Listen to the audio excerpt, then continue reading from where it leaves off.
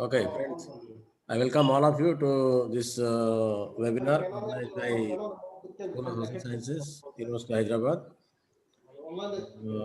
I welcome especially Dr. Sudhanshu Sarangi to speak on this theme, which is an interesting theme, crisis in liberal democracy.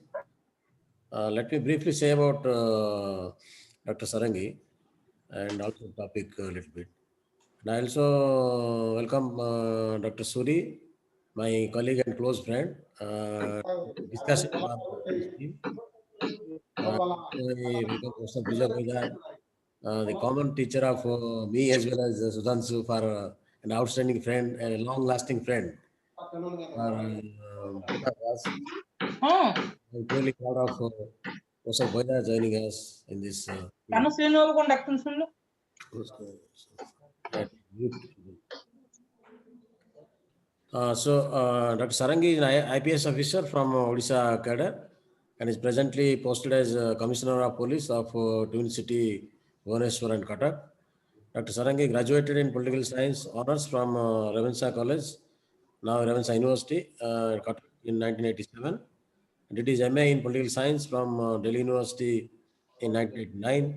In 1990, he joined the Indian Police Service. I was disappointed to hear that news. I'm happy that he has continued with his steadfast commitment to academics despite being in the police service. Even after joining the police service, Dr. Sarangi has pursued his academic interests, though he expanded his interest beyond political science into political psychology and social science in general. Dr. Sarangi is a former British Chevening scholar. He did his master's in investigative psychology and PhD in psychology from University of Liverpool. University of Liverpool. Please mute your speakers who are not muted. It disturbs the flow and it will, disturbs the rhythm of the speaker. Please mute. Uh, he did his PhD from in psychology from University of Liverpool, UK. His PhD thesis was titled "Psychological Pathways in Militant Jihad."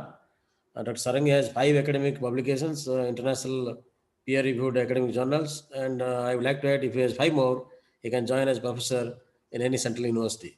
I welcome all of you, and I welcome Professor Suri. He will be discussing of the current theme. And by the way, let me say briefly on topic crisis in liberal democracy, as Dr. Sarangi titled, is a very interesting theme.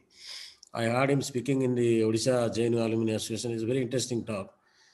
And now, fortunately, my office converted into crisis of democracy. Sometimes about crisis on democracy. So, crisis on democracy is not correct. That is a semantic problem. But crisis of democracy is partly true. Crisis of liberal democracy. Crisis in liberal democracy, crisis of liberal democracy means two different things. Crisis which is internal to liberal democracy, that can be described crisis in liberal democracy. Crisis of liberal democracy posed from outside forces or outside system or outsiders can be called a crisis of liberal democracy. But both have become internal anyway. Both internal factors of liberal democracy being weakened produce one kind of crisis, and external factors of democracy that must sustain liberal democracy, if they are weakened, that produce another kind of crisis. And Ambedkar hypothesis is very interesting, and I would like to say briefly before I hand over to Dr. Sarangi. Ambedkar argues that democracy has two forms: one political democracy, the other social democracy. So, political democracy, in his formulation, very close to the ideal liberal democracy, what political theories have been talking about, a democracy in the superstructure. And social democracy is democracy in the base, social base. Ambedkar argues that both must be there to sustain liberal democracy. A liberal democracy or democracy per se can survive only when these two are integrated. In Indian literature, there is a lot of confusion between, especially because of Ravindra Jadav's deepening of democracy thesis, and subsequently many scholars have followed that idea. They consider that when a democracy expands horizontally, includes marginalized groups, that is called deepening of democracy. That is actually mistaken view, in my view. That is actually expansion of democracy.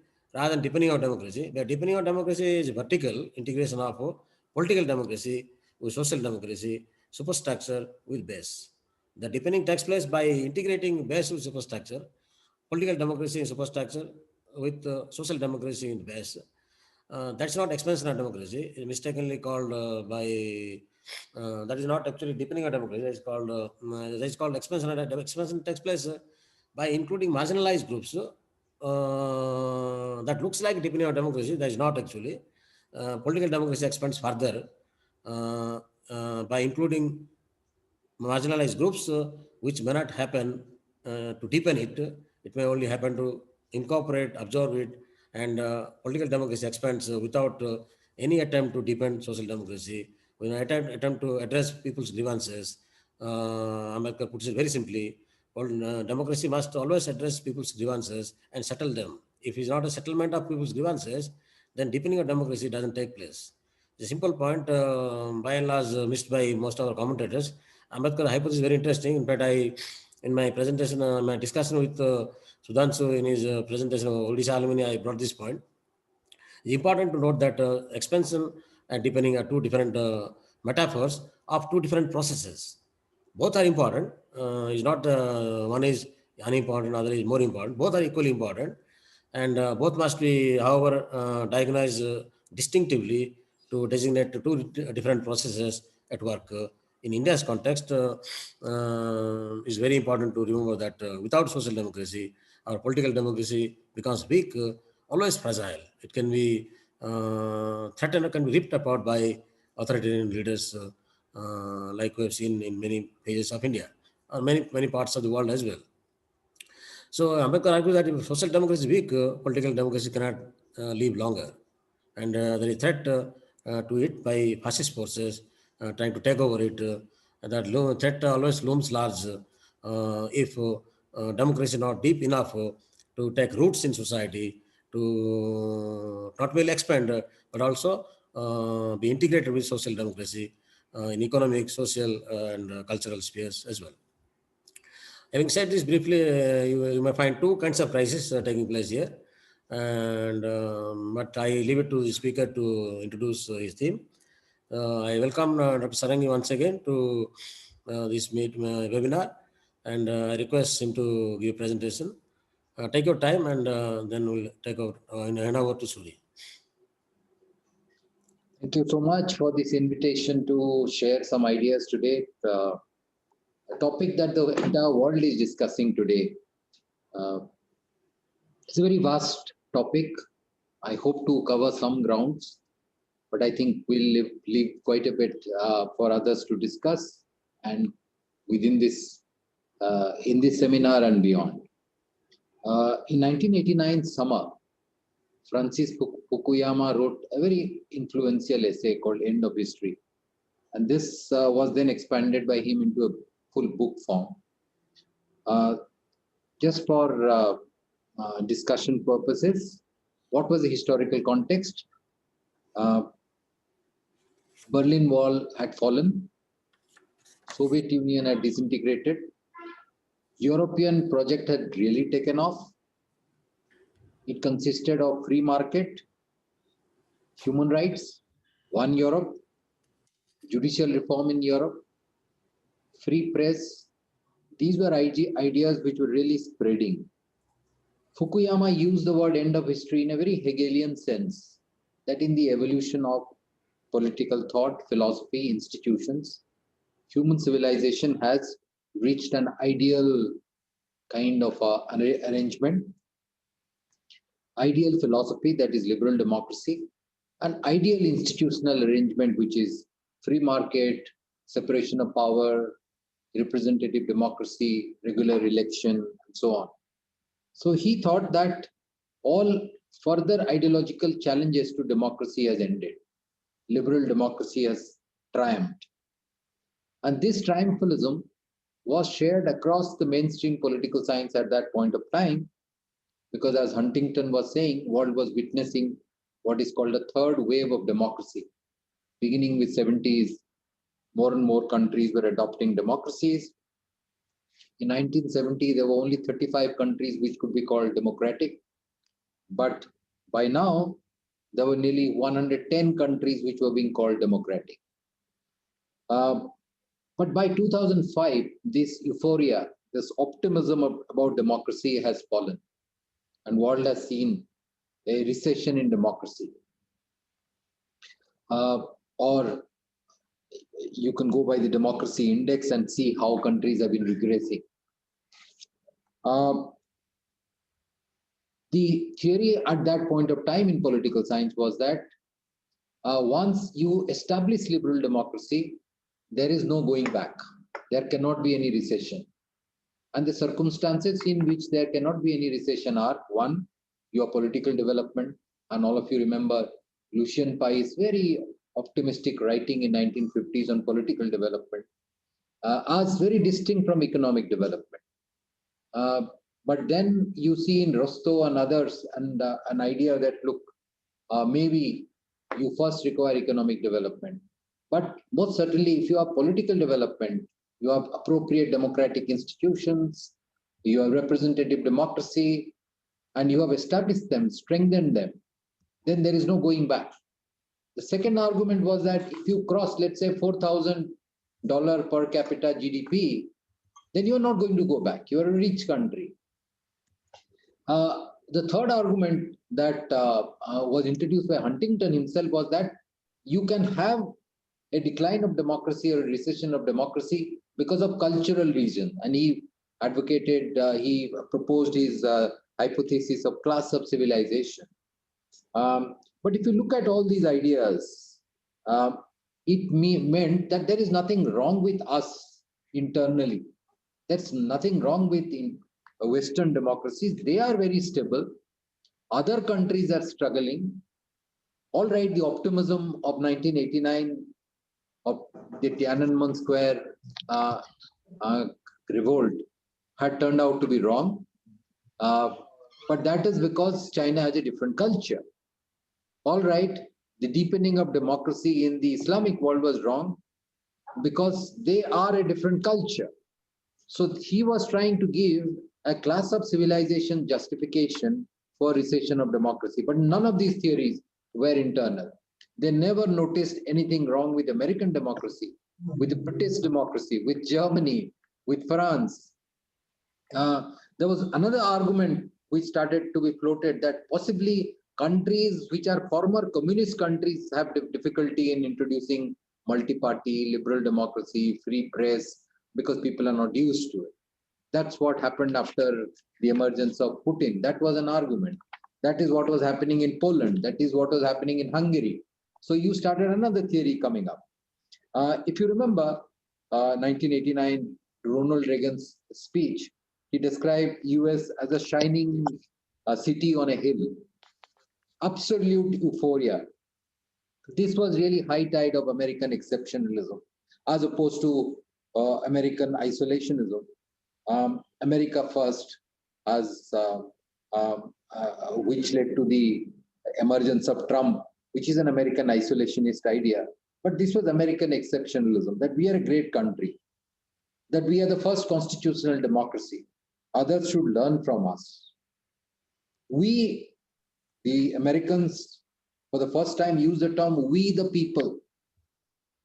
When no one could think of it, we wrote, "We hold these truths to be self-evident that all men are created equal." Very powerful idea.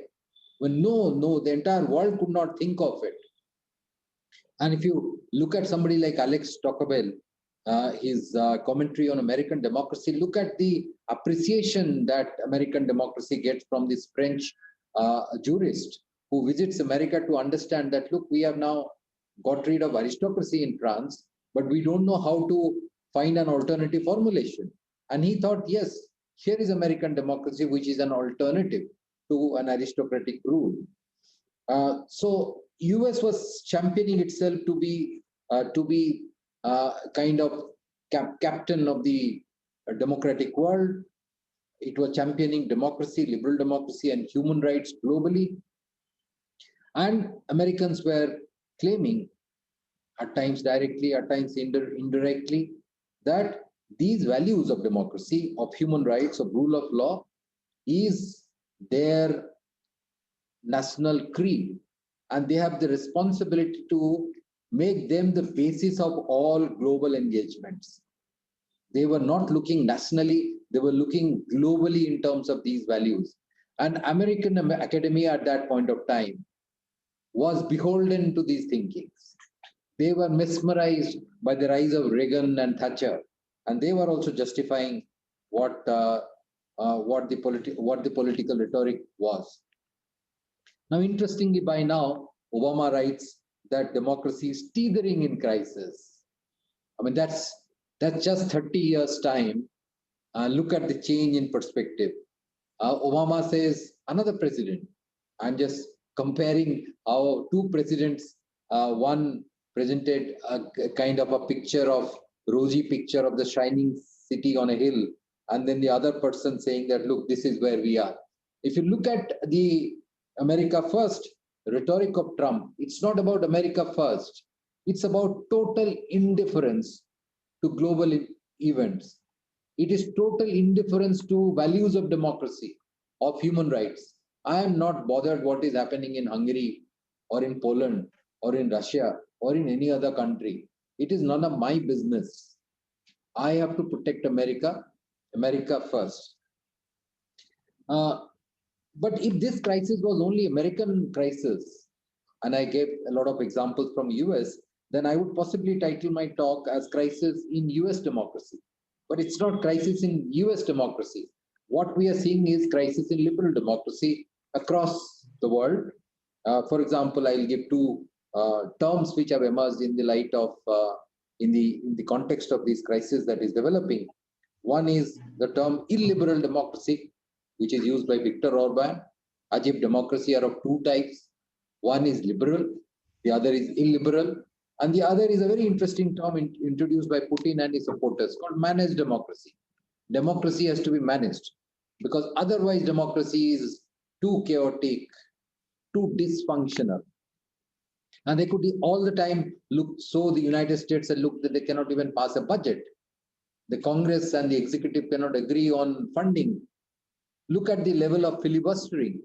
Look at each Congress trying to impeach the president. It's going on and on. After Clinton, every president is being there is an attempt to impeach every president. Even they tried to impeach Barack Obama. It's just that they did not get the numbers. But the level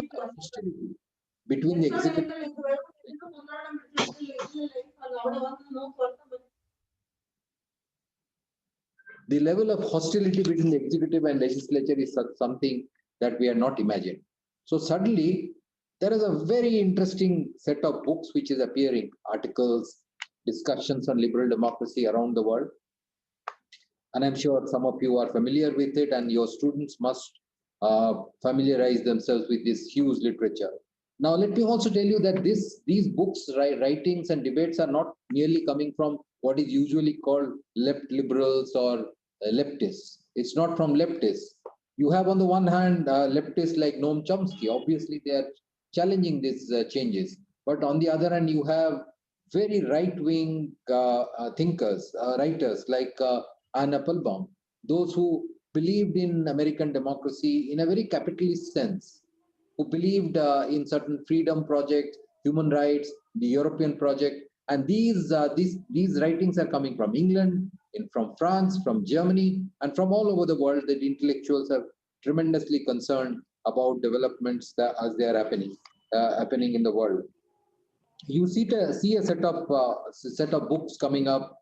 I'll just give the titles, not the authors, and you can do a search in case you are not familiar with them. Twilight of Democracy, Road to Unfreedom, Democracy versus People, How Democracies Die. There cannot be anything more pessimistic about liberal democracy rather than, two Harvard professors writing a book, How Democracies Die. Why we are polarized. It's interesting. On tyranny. So if you look at a series of books which are appearing today on democracy and such series of writings in mainstream media, discussions, debates, it's around the crisis of democracy. And don't dub all of them as leftists, because the entire intellectual class, cutting across ideological divide, understands that we have a serious problem to contend with.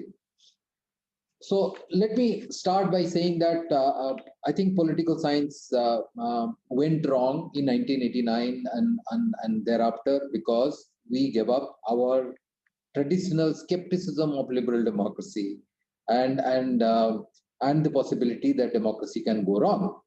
Because philosophers after philosophers, no one ever agreed to give unconditional support to democracy. Political science was always aware of democracy's pitfalls. uh, Greek philosophers from that time, or even the failure of democracy in Rome, they had led people to theorize in a particular way about democracy, that it is vulnerable to corruption. Democracy is vulnerable to corruption, to degeneration. Uh, there is a possibility that demagogues can win by stirring the base instincts of people, as Plato will call it, false and braggart words. False and braggart words. They can do it. And they can not merely win the election, but they will take the election victory as a springboard for the rise of tyranny. And this is where I'm using Plato's Republic. They can use it as a springboard. Elections can be used as a springboard for the rise of tyranny. They also argue that democracy can, at best, become a government of mediocre people. Of course, in the American context, you saw brilliant people are then inducted into the cabinet by the elected government. But the philosophical idea of the Greek philosophers was that democracy will only produce a mediocre and corrupt polity. This fear was also in the minds of the US constitution makers. Look at this sentence from Alexander Hamilton, for which he along with Madison, advocated an electoral college so that presidents don't get directly elected. Because they said if they're directly elected, they will be far more prone to tyranny. Don't let them directly be elected. He says that individual talents, you can always have emergence of a leader who has talents of low intrigue and the little arts of popularity. Is somebody who has that talent to become popular, but basically also has huge skill of low intrigue. If he has that, he can always use democracy as a springboard to subvert democracy itself. If you remember, Cicero said a very interesting thing, which I always like. He said, always recollect when I see all these demagogues emerging. He says that people can succumb to passions and subvert democracy, which is a rational institutional arrangement. People can vote on the basis of passions, that is irrational, and they can succumb to those passions and subvert an institutional arrangement which is actually based on rationality. We are talking about two things.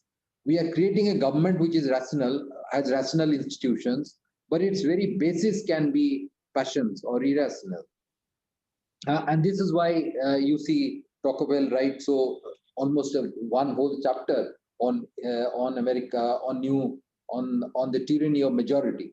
And when Tocqueville uses the word tyranny of democracy, of majority, he does not merely divide people into majority and minority. He's also concerned about individual liberty, a majority deciding over an individual. So both in terms of individual rights and liberty and minority rights and liberty, you can have the emergence of a tyranny of a majority.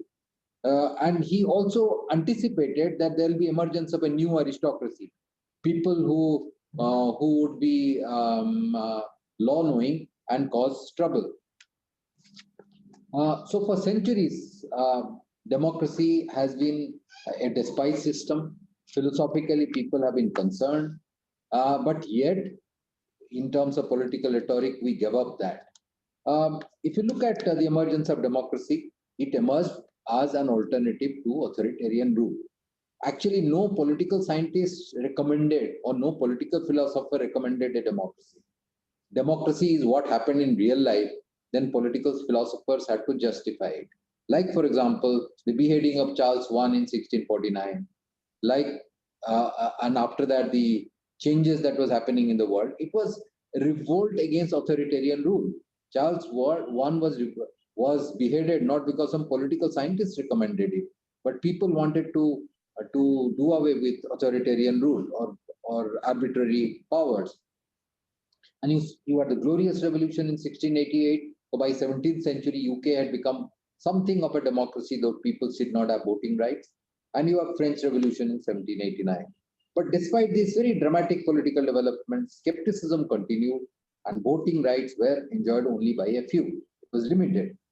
The first clearest argument in political science or political philosophy in favor of democracy came from John Stuart Mill. And that was in the context of expanding the voting rights. Mill argued that people have no reason to be concerned about life beyond their immediate requirements. And unless you allow them to participate in politics, be more aware, be more conscious, they will remain so. It's like this frog in the well syndrome.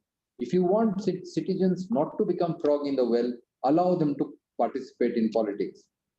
They'll become more aware, they'll become informed, and more rational in the process. That's the argument that John Stuart Mill makes, that participation in politics will make people more rational. On the contrary, about 100 years later, if you look at Schumpeter, he argues that actually in life, politics makes people more irrational, not less. Ordinary good people, good folks, once they get involved in politics, they lose their reason, they lose their rationality, they become partisan, they are no longer in a position to question their leader, their party. They start shouting, unwilling to hear, particularly those from the opposite side. Blind faith takes over, and you see a huge confirmation bias in these people. So is politics good or evil? Is it a necessary evil, or do they become more rational, more partisan? I mean, it's a very philosophical question. We can divide people into three categories. First is a group of people who we call inert. They are not interested in politics. Then you have one group which is very active, but utterly partisan. And thirdly, you have some kind of an independent person who can question, who can ask, who is rational and who can pick and choose, who can decide on what is best for him. In fact, most research in political science since 1940s have found that people are generally unaware of politics, mostly limit themselves to say set of popular narratives, a set of popular arguments. And this is beginning to change as more and more people are getting exposed to participating in politics. Like you have seen this time, huge number of people turn out in voting in the United States, which is how people are getting involved. So more political participation means more partisan politics, more polarization, and less rationality. Almost people are joining a war, and that is what politics has become. Now the question is, can democracy survive if politics becomes a war? So highly polarized. People have soaked in so much of information these days. In America, it's Fox News, but in every country now there are favorite news channels and magazines and web portals. They soak in so much of information that they have become deeply involved. They have become deeply biased. There is no longer any scope for any compromise, any common ground between them and their opposite viewpoint. I'm reminded of the debate in 1920s between Walter Lippmann and John Dewey. Lippmann argued very clearly, it's a very elitist argument. He gave a very clear argument. Look, people are not entitled to any opinion. Let them not have an opinion. Let them be spectators, because that is what they are capable of. It is business of the elite to run the government. You need an election, and for that you have to manufacture a consent. He used the word manufacture consent, which is later on developed into a full book by Noam Chomsky to criticize mainstream media and the entire university and academic system. So you manufacture a consent. by winning elections and make people join you. They are spectators, like a cricket match is going on. They don't play. Cricket match will be played by 11 people on both sides. Rest people have to watch from the gallery and clap. That's what they're capable of. They cannot bowl, they cannot bat. So don't expect them to do that. Uh, so that is the argument of democracy that Lippmann made. Dewey said, no, it is possible that through education and an enlightened media, enlightened debate and discussion, we can ensure that people become more aware, more involved, and they are able to judge for themselves what is going on in real life. A more complex issue for me when I look at democracy very philosophically is this, that when you vote, you are actually giving one party 100 marks and all the others 0. You are rounding up. So it's not a very complex activity. You are rounding up. In a complex kind of scoring, like you are scoring somebody's examination performance, so there'll be one question from Plato, one question from Machiavelli, one question on Thomas Hobbes, and on each question you give marks. Similarly, I would like to give a 30 score on foreign policy, 60 on social policy, 50 on integrity, and then find out an average as to how this person is performing. But it is possible that I like the party's foreign policy, but I don't like their social policy. I don't like their economic policy. But there is no scope of discriminating between all these in a voting behavior. A voting behavior is, if you like a party, you have to average it out and give 100. And this means that there is enough scope for you to rounding it up in an irrational way. One issue for which you then you forget the rest of it and you round it up to give 100 to that person and then give justification for the rest of the criteria.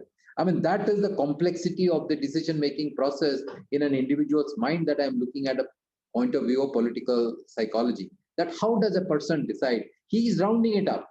And that rounding it up is necessarily an irrational activity.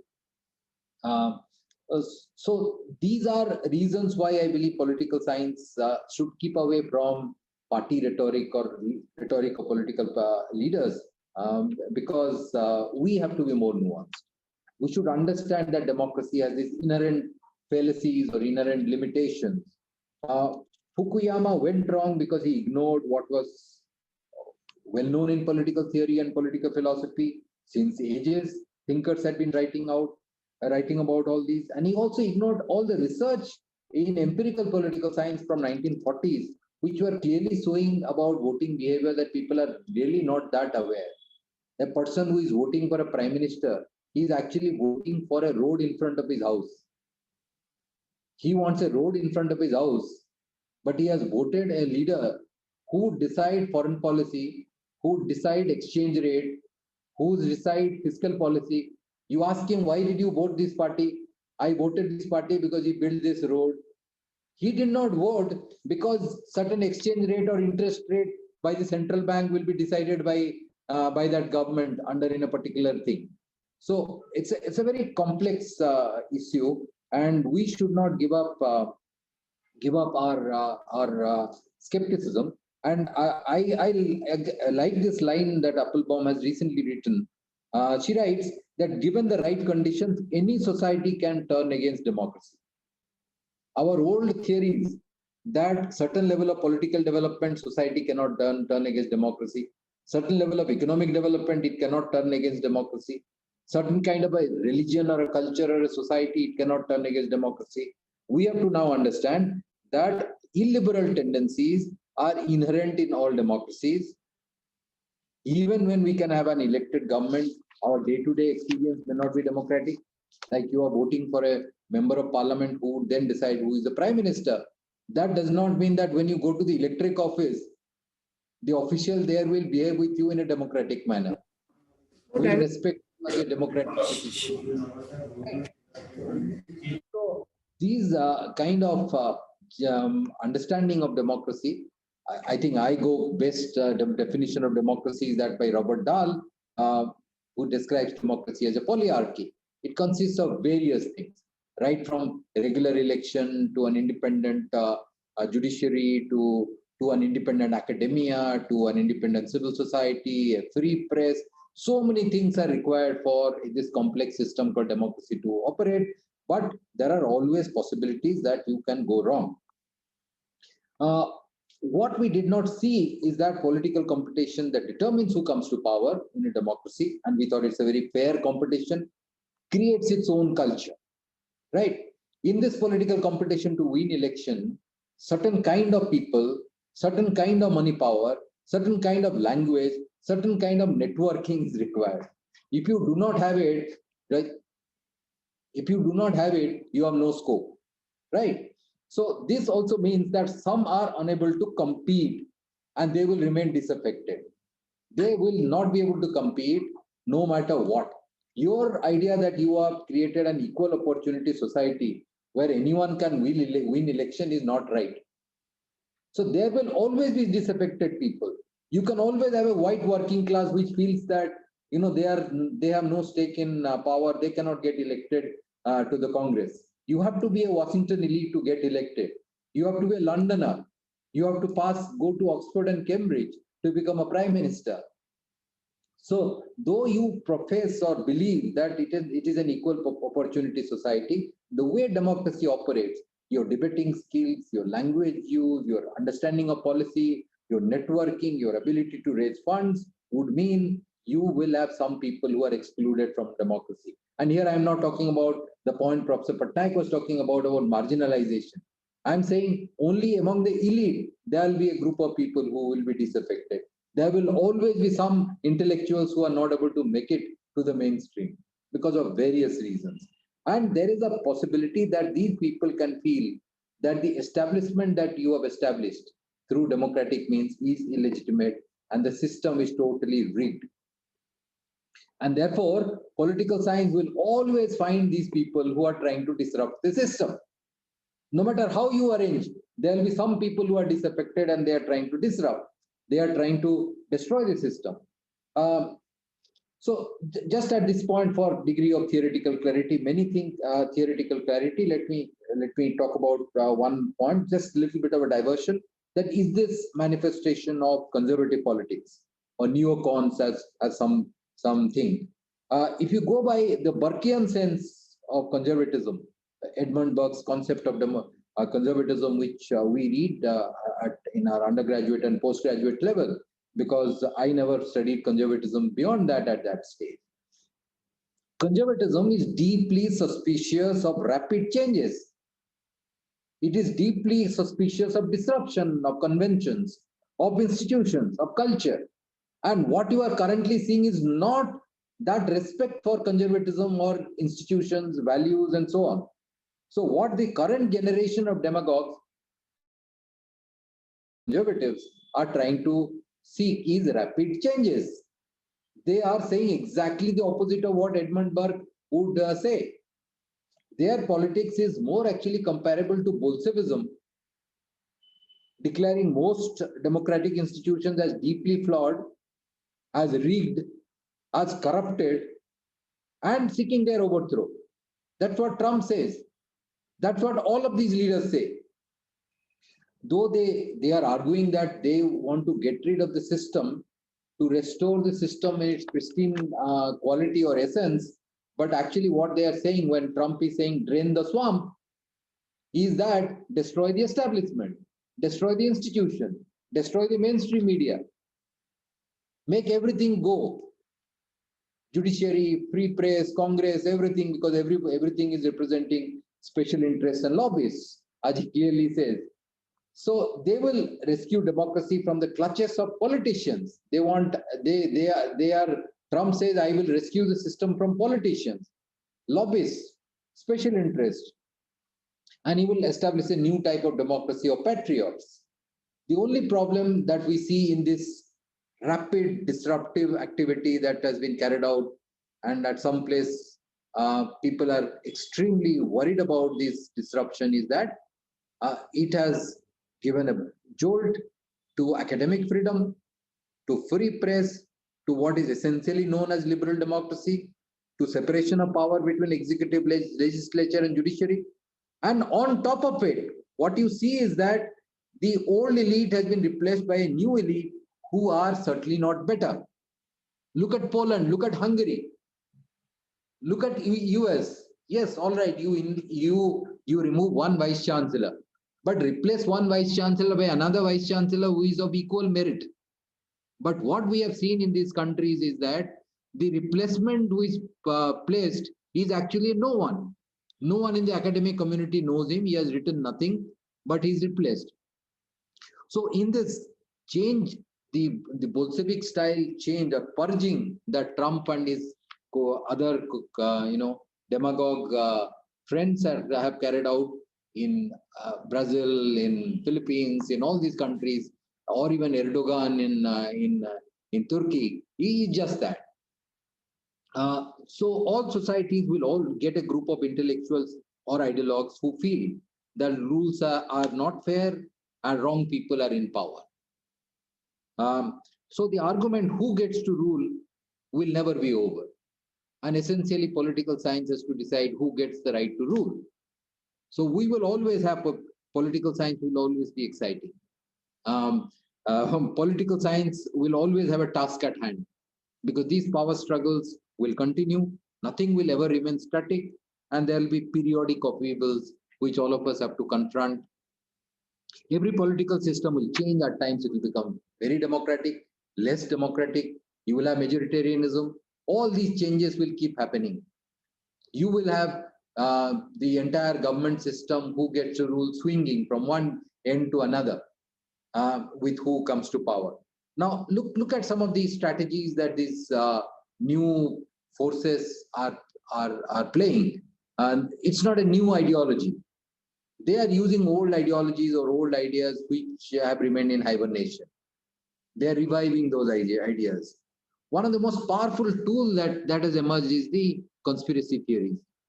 We never in political science read about conspiracy. But I think if I was a student of political science, I would like to do a research only on this subject. How do conspiracy influence politics?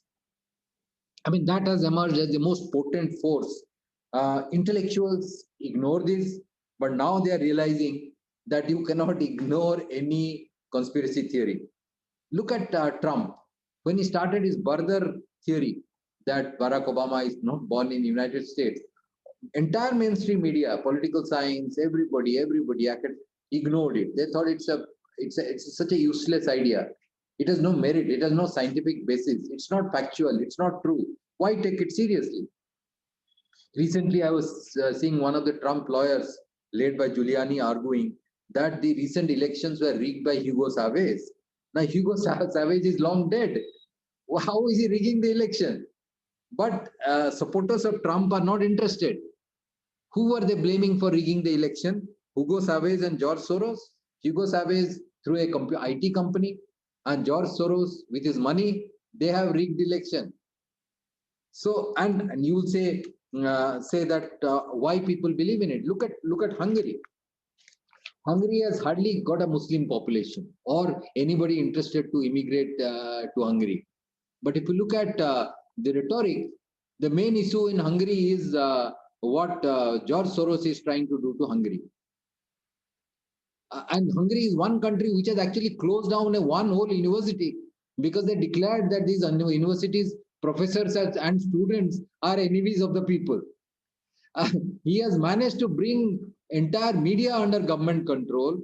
He has managed to destroy the Supreme Court by appointing his own judges, and all in the name of democracy. He's saying, I am essentially protecting a Hungarian culture from George Soros. And you will see billboards about George Soros. And George Soros has very little to do with Hungary. Yes, he did make a statement that Hungary should allow people to, when the Syrian crisis, refugee crisis was at its height, that Hungary should accept some immigrants. He should not have said that, but because he never thought that such an innocent statement will become such a rage. Look at Poland, the Law and Justice Party. of Kaczynski. I mean, they have prospered because of one air disaster, the Smolensk air disaster. Now, it was very clear that the aircraft crashed because of bad weather, full stop. But Kaczynski's brother, who was that time the premier and his wife and the entire political elite got killed, and from thereafter the Law and Justice Party is ruling.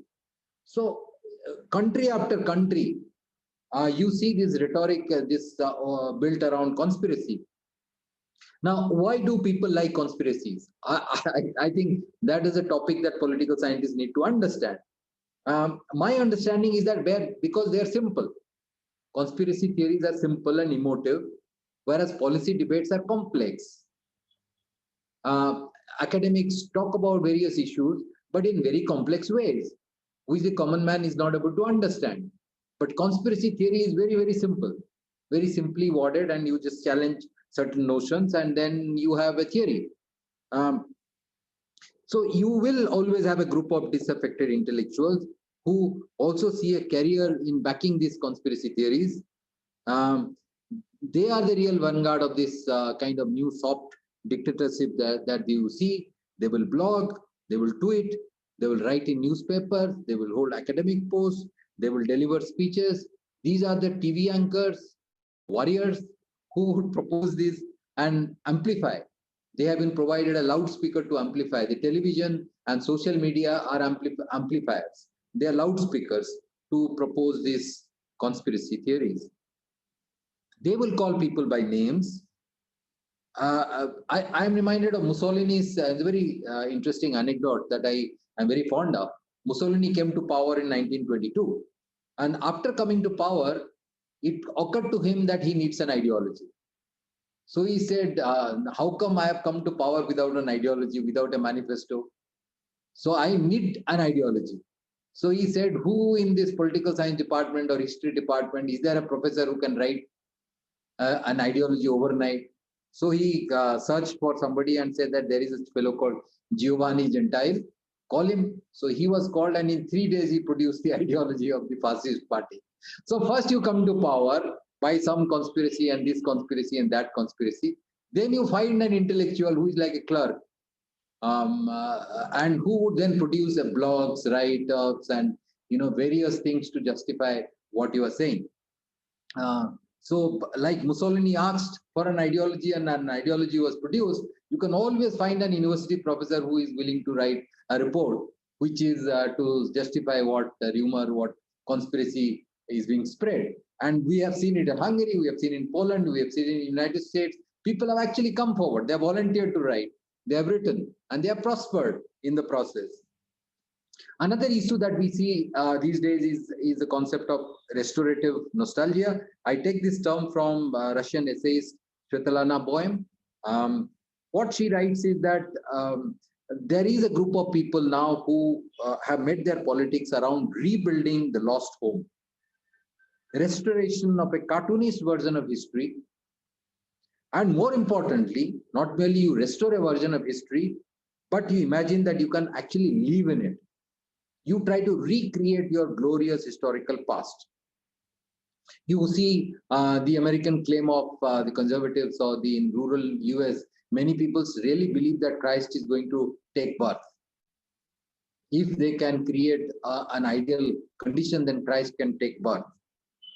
So the argument is that we will be once again be great, make America great again. As we were in some imagined past, we were great, we have lost it. And this is creating, to create this retrospective nostalgia, they require what I call cultural despair. You need to create a sense of despair and anger that what happened to my culture? What happened to my society? All gone, all destroyed, no talent now. Look at how our society had. Now what has happened? What will happen to my Second Amendment rights? What is happening to my religion? What is happening to my constitution?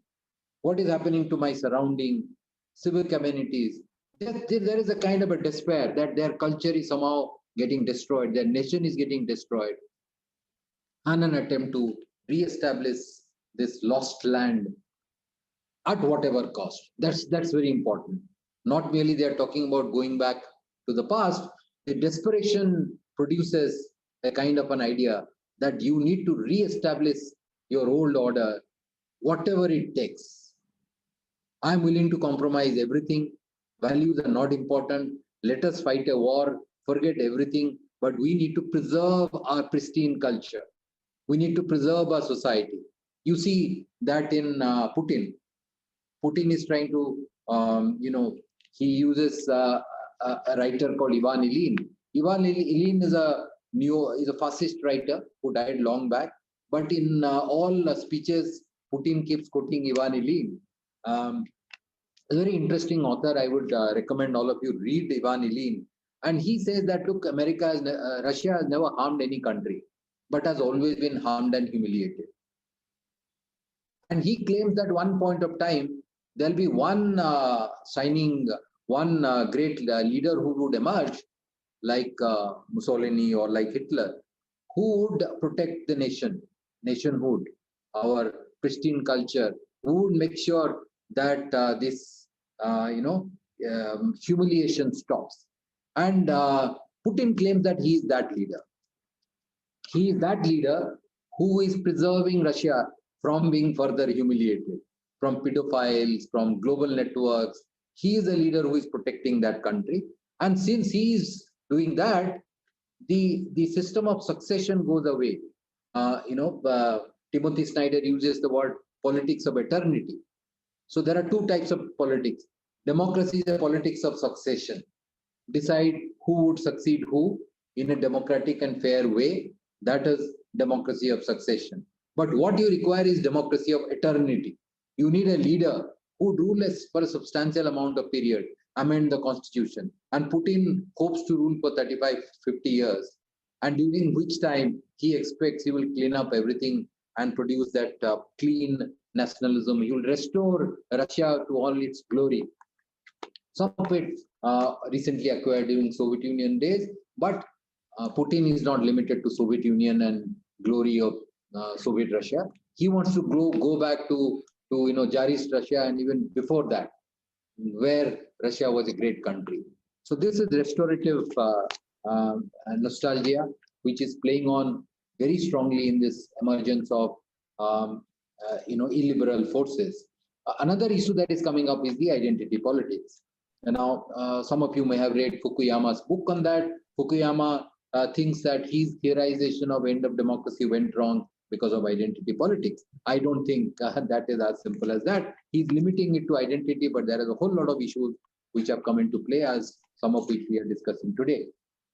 Now, he uses these three terms which are used by Socrates: thymos, hypothemia, and isothemia.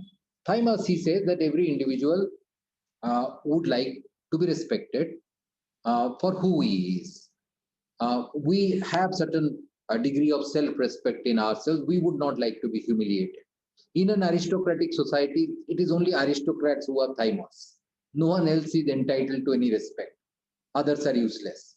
The only human beings who are entitled to respect, dignity, rights, law are the aristocrats. Others are ordinary. The fact that all human beings are equal is not acceptable. All human beings are not equal. Aristocrats have thymos, others do not have. And that is the same tendency of groups. Once you produce an organized group, the organized group requires thymos, a kind of a recognition that we are distinct, we are respectable, we have certain distinct culture. But in the process of seeking thymos, what is possible is hypothemia. That is your willingness not merely to prove your own identity by your own cultural significance, but your dominance over others, which actually convinces you that you are thymos. Unless others are less important, other cultures are less important, you really are not good enough. So this sets societies and cultures and identities in a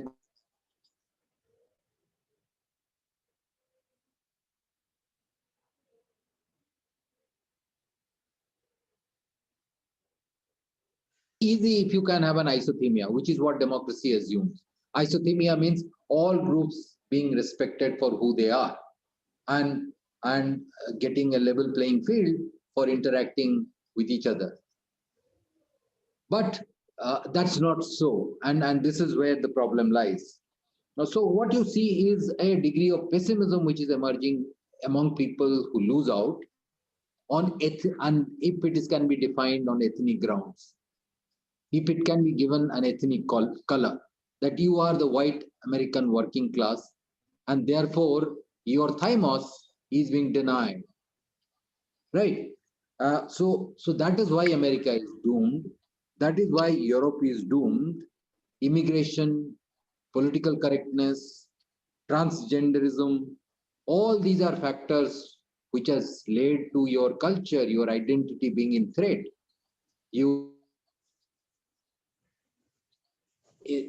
by restoring old America, what you need to do is you have to make sure that you regain your thymos, your respectability. You have to save your culture, your identity from being humiliated. But in the process, as I said, as you keep seeking thymos, there is a possibility that you actually end up in hypothemia, that is thinking that you are superior to other identities, other skin colors, other caste, other religion, so on. So you now have a new group of people who are being called enemies of the people. Earlier, enemies of the people was somebody in the foreign country or who was your enemy. But anyone who is opposing restorative nostalgia, anyone who is opposing your identity group, anyone who does not believe in your conspiracy theory is actually an enemy of the people. You saw Trump calling the entire media, mainstream media, as enemies of the people. Very openly used to call them, you are the enemies of the people, in press conferences. Because, as I said, political correctness is not something that is respected. See, political correctness would require a certain language skill.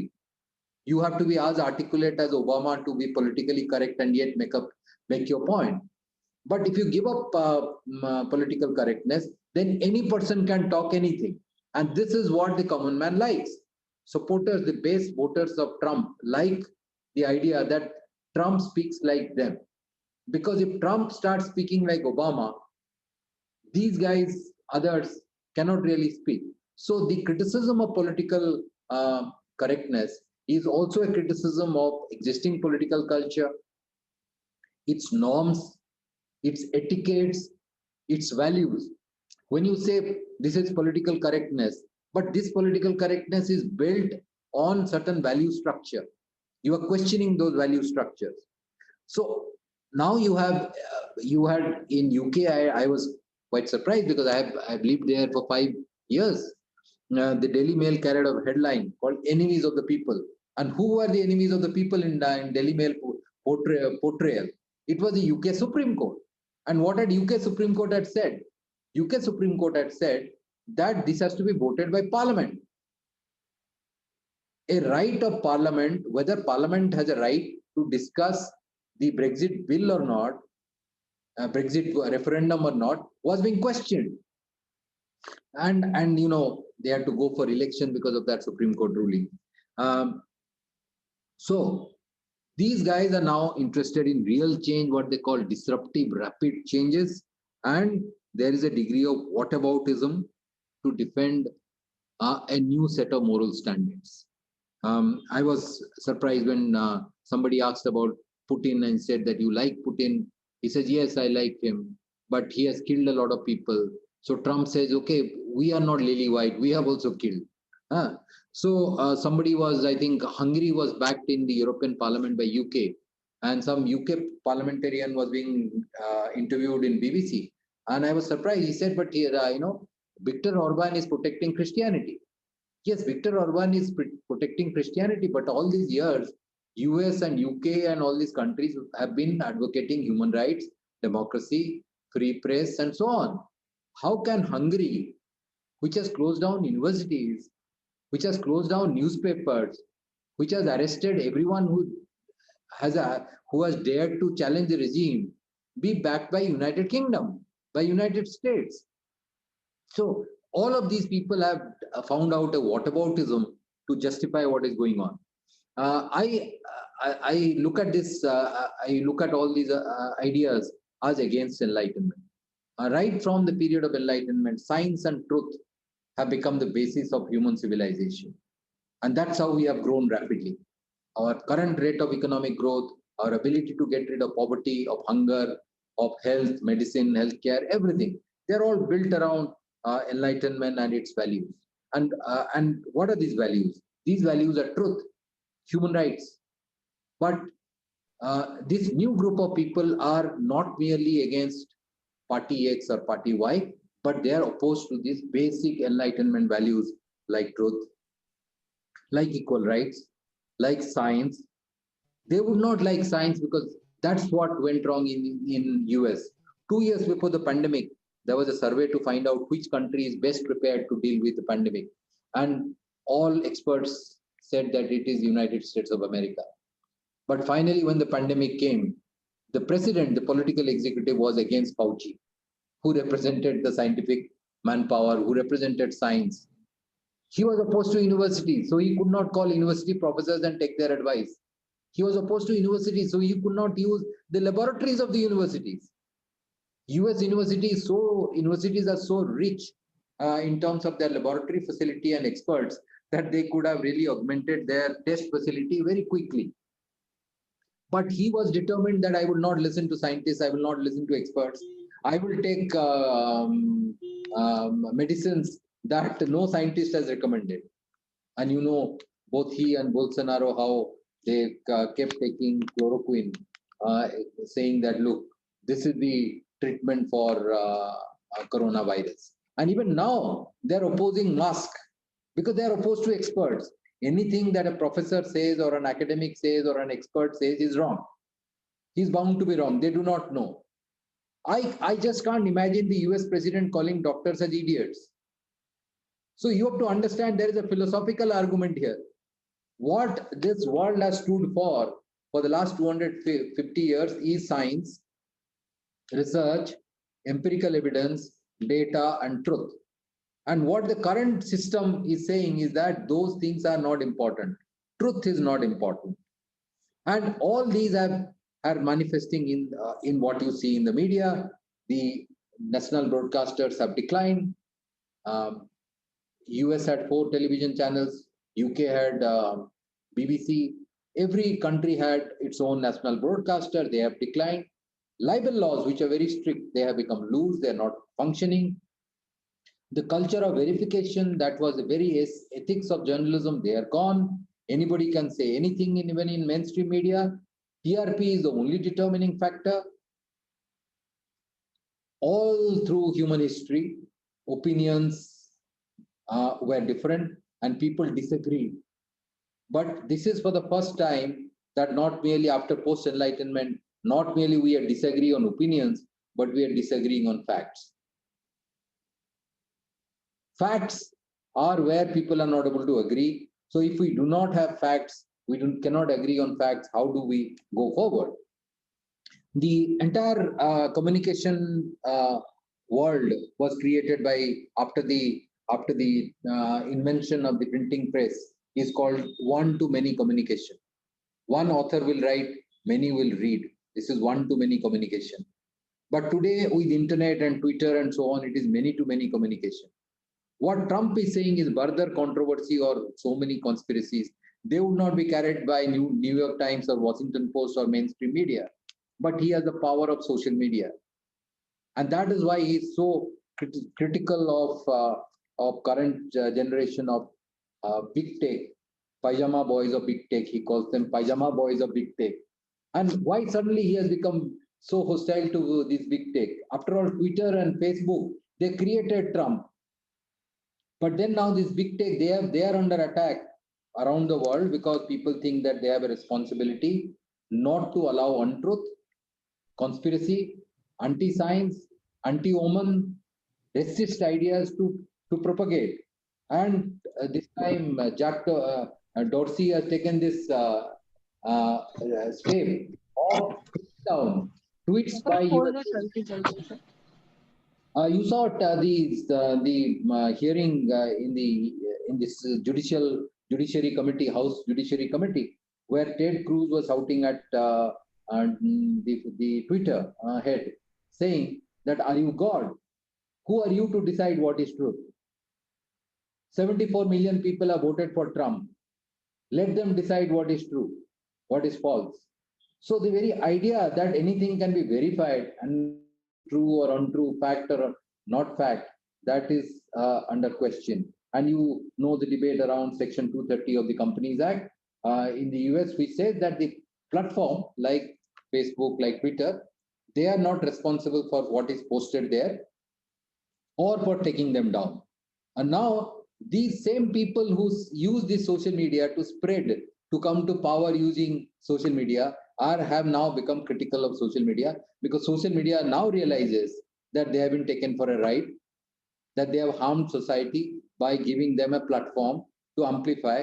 They have given a loudspeaker to reach out to the whole world with various voodoos and conspiracy theories.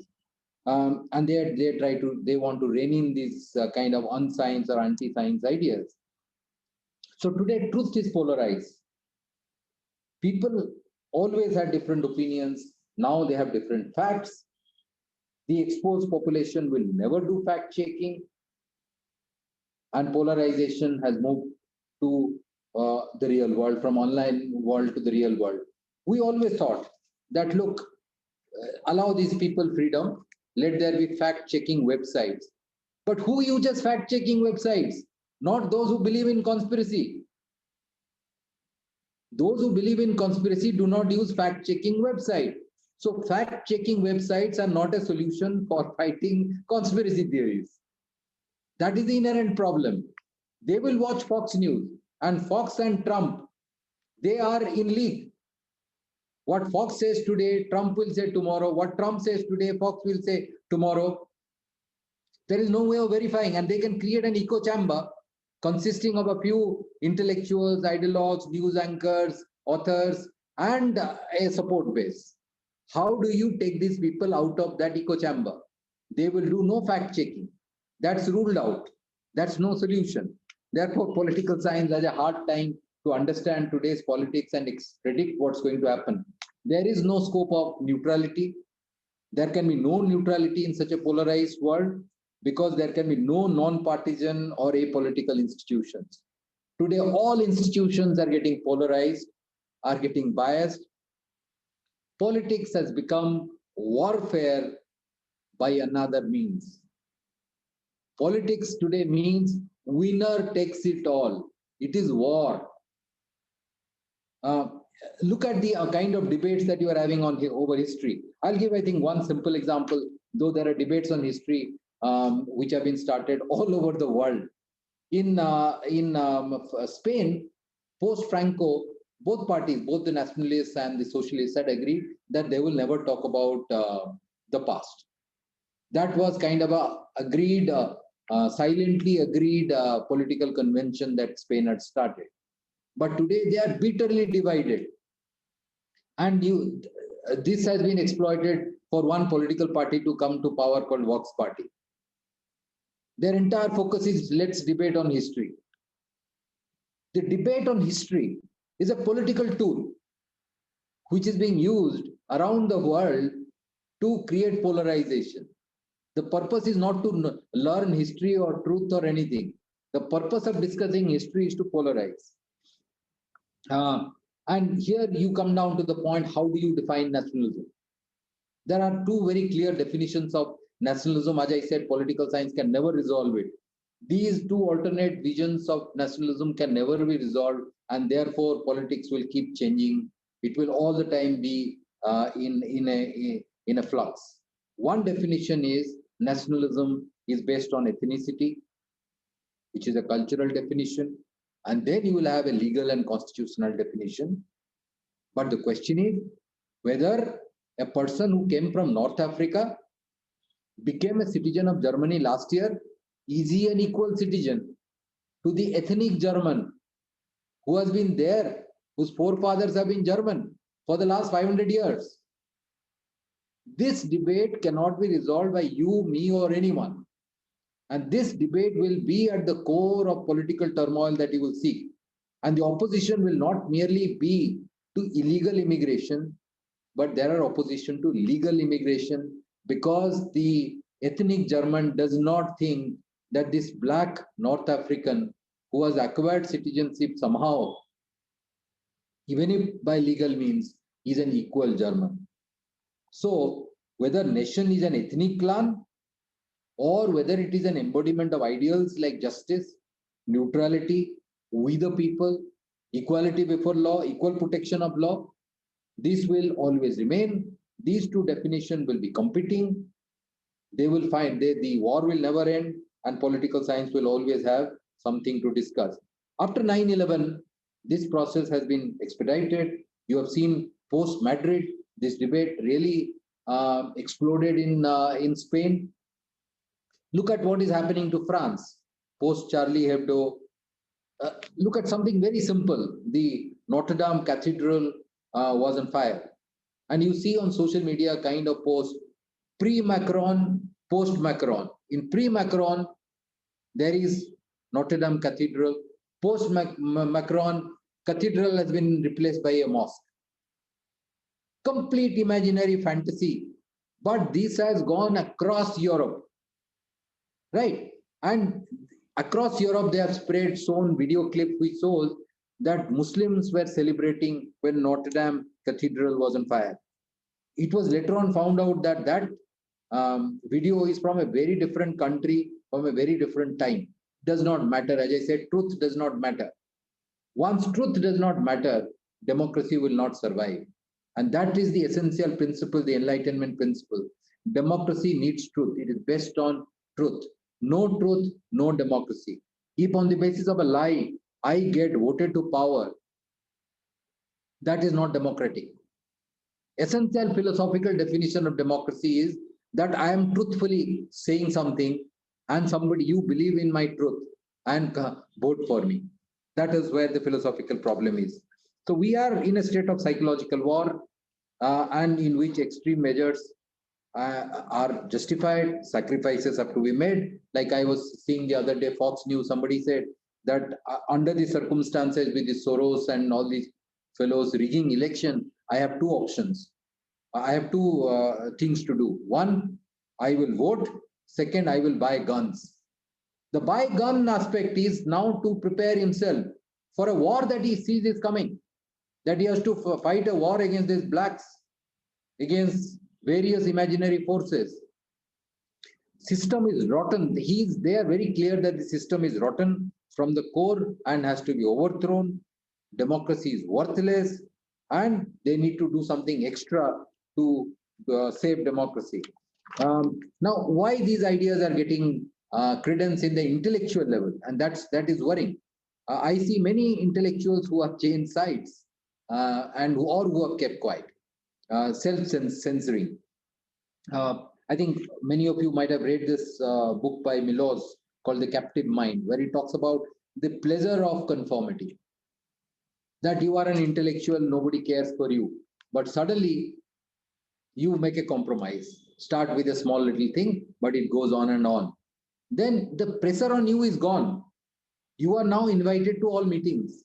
You are given a red carpet welcome. You get all the grants that you wanted. You get all the students you wanted. You get all the books you wanted. There is a pleasure in conformity. And that takes away all the stress from your mind. So the idea that autocrats need to use force to get confirmation people to back them in the academia or in the media, etc., is not true. Academia also gets a pleasure in conformity. So there is a seductive potential of these illiberal ideas. It has a seductive potential. People are seeking advancing their career. They live a stress-free life. Financially, they are taken care of. And that's what has happened all across Eastern Europe and US. Many people who were sidelined, maybe rightly so. I would say at a competitive level, they could not have competed with a professor who is much better, as research much more, as many more publications. But now all that is gone. They do not have all these pressure there. So the entire politics today has become establish two sides, join one side and be a winner. Politics and society have become toxic and polarized. Spanish nationalism did not disappear with Franco's death, or racial attitude did not end in America because Obama was elected to power. These ideas always remain with us. They just go into hibernation, right? Do not think that any idea has ended like Fukuyama thought. No idea has ended. That idea may be lying dormant. That is there, but it can make a comeback. No ideology will die. There can be no end of ideology. These philosophical conflicts will ensure that societies have all possibilities. They can become authoritarian, majoritarian, liberal democracy. Everything is possible. Political science has to be aware that a society can keep moving like a pendulum. Institutions can become weaker, stronger. Academics can become more free, less free. There are all these possibilities. We cannot make a prognosis about the future that definitely this is going to happen. So, what is the way forward? Way forward is to be not take anything for granted. We have to understand this is a very complex situation. These power games will continue. There'll be losers, winners, and there'll be different narratives emerging. Intellectuals should not take anything for granted. They should, of course, give up pleasure of submission. They should keep away from the seduction of undemocracy or illiberal democracy. But that will also be there. Academics, artists, lawyers, judges, even civil servants. For us, there is this challenge to understand liberal democracy and preserve it, not take things for granted. Second is, as I call, institutional forbearance. Very, very important concept in constitutional law, that yes, all these institutions have certain degree of power, legislature has certain powers.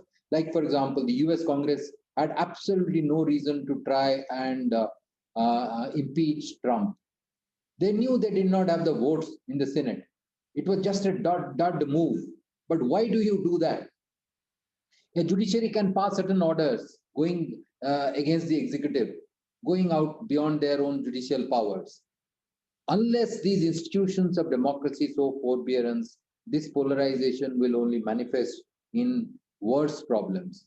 Filibustering, that is the legislative strategy not to allow anything that the executive wants done, will only become more pronounced. The third problem is the gatekeeping function, where I see huge problems. Who the party nominates. The Republican Party's biggest mistake was it could not stop Trump from getting a ticket. Once Trump gets the presidential nomination, there was very little stopping him. And next time, when the Republican Party decides who their presidential candidate will be 2024, they have a huge challenge. If we had time, we would have discussed case by case each country, and you would see how this gatekeeping function failed in political parties, in judicial institutions, in media, and wrong people, knowing very well that they are undemocratic, were allowed to come to power. And this is happening over and over again. Even the emergence of Hitler was a failure of gatekeeping function. Or Mussolini was a gatekeeping function. Hugo Chavez, Bolsonaro. You can just discuss about how that political party responded to the emergence of somebody who was entering into politics. Gatekeeping function is very, very important. Ultimately, we have this challenge. People should be willing to defend democracy. They should be willing to protest when democracy is violated. And unless you have people's power on the street, and despite being a police officer, I understand that this is possibly the only way, this is the final frontier of democracy. If it is not there, very little that you can do to protect democracy. So these are essential for the kind of debate, discussions to take place. Common grounds have to be found, because hitherto, the common ground for intellectual debate was defined by enlightenment. People having different ideological pursuits or viewpoints would agree, but this agreement requires certain ground rules. We cannot agree to a debate where I am not allowed to talk and you will only talk. Or you will abuse me and I cannot say anything. So debates do require certain common grounds to be established. Like, for example, let's have a debate but let the debate be based on empirical data. Let the debate be over truth. If one person is playing cricket, the other person is playing football, how do you play a game? Let's play the game which all of us understand. So as I see, there is a crisis in liberal democracy. Not everything is lost, but there is a crisis, and this crisis has to be recognized. Our understanding of political science of democracy has turned out to be limited in many ways, largely because mainstream political science ignored its own internal issues in societies internally and started thinking that these problems are communist problems, these are problems in post-communist society, these are problems in Islamic society, these are problems in Chinese societies, and so on. No, there is inherently a problem in democracy, its philosophy, its theory, and these problems are many multifaceted. We have to be aware, we have to keep discussing, we have to keep understanding and reviewing democracy from time to time. I've taken a long time. Thank you so much. It's a very vast topic. I've tried to cover as much ground as I could during the time that that I have taken of yours. Thank you so much. Thank you, Dr. Sarangi, for a very stimulating, thought-provoking talk. Large number of issues you raised, and I won't be in between you and the discussions. May I request that Professor Suri to start the ball rolling? Silent kar diya bolo. Yes. Thank you, Arun, and I'm quite impressed to listening to Dr. Sarangi. I think he has covered quite a bit of,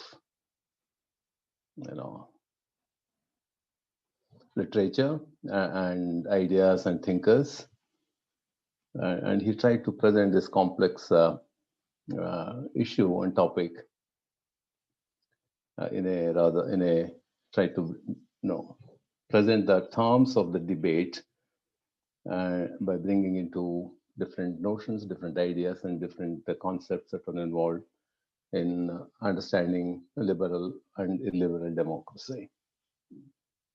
The concept is a recent one, but these two words, liberal and democracy, are quite old ones.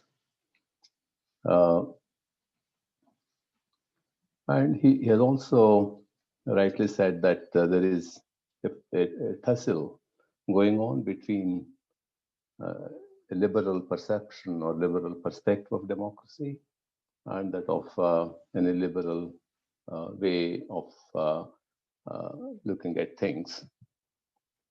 And he,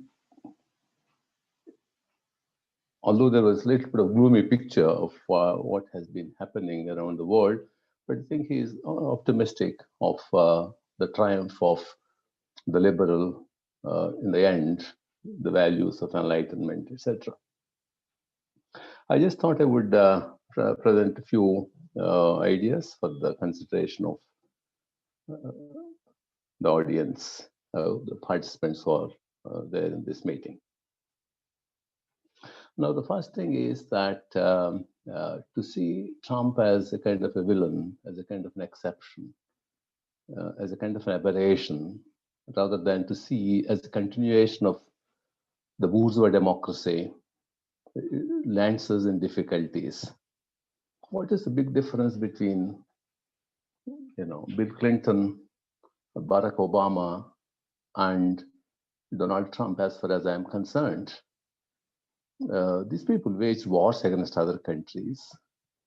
The number of people the United States killed in Iraq, about 400,000 people, Iranian citizens, were massacred by the American troops. So how do we see? What are the lines we draw to say that to see Trump and Hillary Clinton or Trump and Biden as polar opposites representing two different ideas? I think that becomes somewhat a problem. So that's the first one. The second one is you know, Trump may go, and he has gone, we know, but Trumpism will survive. Do you think the Biden will change policies of the US significantly as far as the world is concerned?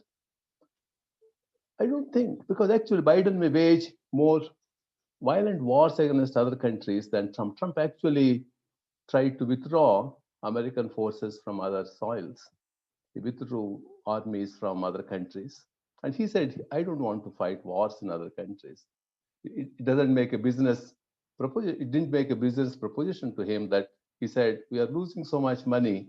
Why should we fight a war in other countries? Then the benefits are not commensurate. So he thought he would withdraw. But here we know that the wars that are fought by America are for their own interests.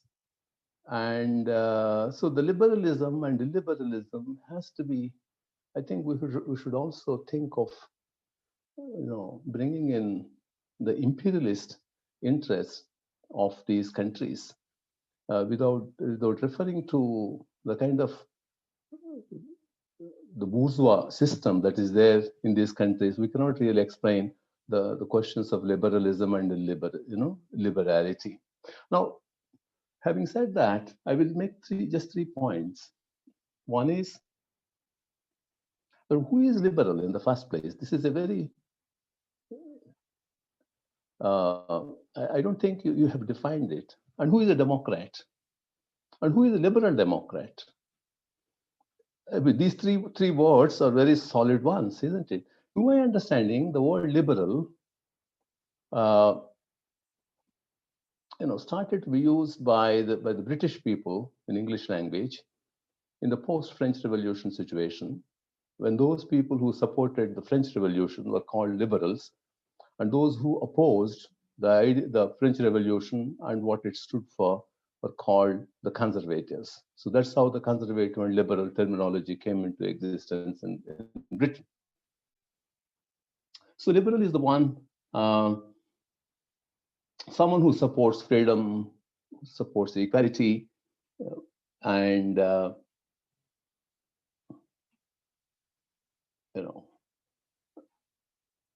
it kind of, someone who doesn't support the religious institutions or priestly class exercising power over others. And it is a belief that people are all equal, and that nobody is superior or inferior by virtue of birth. And so support for equality of human beings, saying that all human beings are rational enough, and all human beings must be the center of our society. That's one aspect of a liberal. A second dimension of liberal is the one who supports freedom of thought, expression, and speech, who is tolerant to different views, and who sees freedom of speech and expression as actually benefiting the entire society. Like J.S. Mill, as you have mentioned, that liberals are not worried about the state so much. It is worried about the tyranny of the majority. And it is the tyranny of the majority, the suppression of the freedom of the individual by the majority is the problem for the liberal. A third one, I think, central to liberalism is that they keep away both from unbridled capitalism and authoritarian socialism. So they don't believe in a society where the markets are given full freedom to kind of neo-libertarian or neoliberal models that we talk of today, nor they are for a kind of a command economy where economy is controlled by the state. So they take a middle position between socialists and libertarians. If you do that, who are liberal in these countries. That is the problem. Now, there is a party called Liberal Party. I think that is the ruling party now in Australia. This liberal party is actually a conservative party. They call themselves liberals, and this Liberal Party, right from the time of Tony Abbott, who, when he was the Prime Minister of Australia, they believed in a policy of killing migrants on high seas. These migrants used to come on boats, and it was Australian government's policy, even today, that the Australian government says that they can sink these boats who are coming from Indonesia and etc. And these liberals, the kind of Tony Abbott himself, they don't believe in small family. They don't believe in they don't believe in live-in relationship without a marriage. So, who is a liberal? And liberals, sometimes I think you have to really draw that kind of a definitional thing, that who is a liberal, who is a liberal democrat, and that's one issue I think that is there. The second one is looking at the whole democracy as liberal and illiberal. That is also a problematic one. You see, these are the terms of discourse that are laid down by certain Western scholars. We don't necessarily accept them. It's not necessary. Actually, what Professor Patnaik was saying, that the whole idea of democracy expansion. Democracy is a process. To look at democracy in dichotomous categories, that there is some dictatorship and democracy, some are liberal and some are illiberal. These classifications are good, and they give us some kind of a relief, intellectual relief. But the point is that that they are not very helpful categories, because when does a country become illiberal, and when does a country become liberal?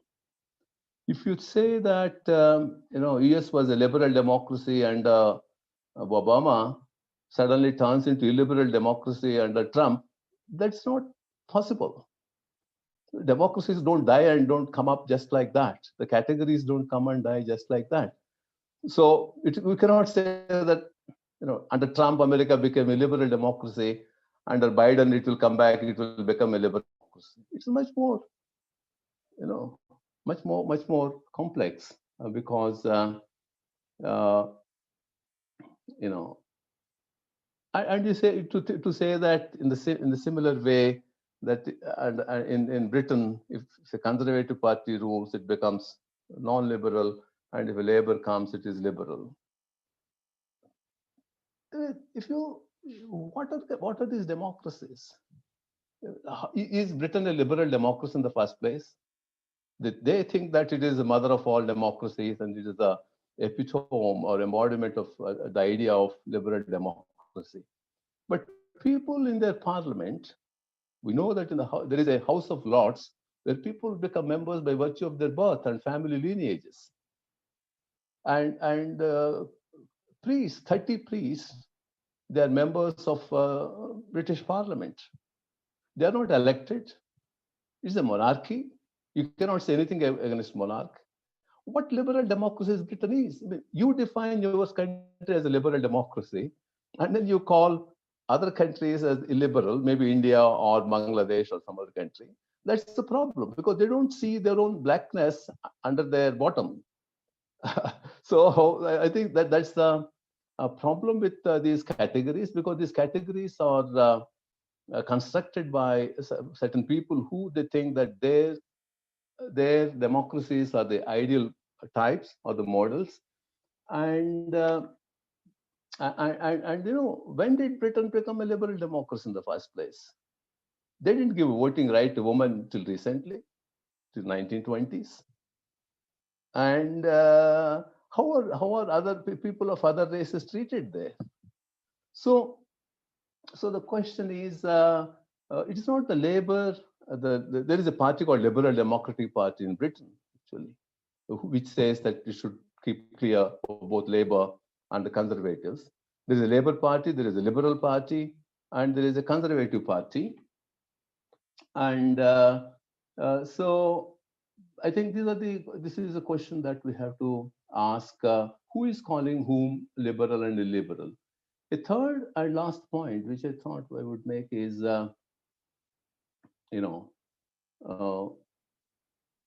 if you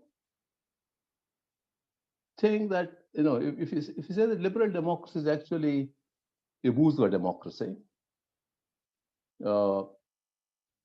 and this bourgeois democracy is facing problems everywhere, and some of these contradictions are very inherent and very difficult to resolve.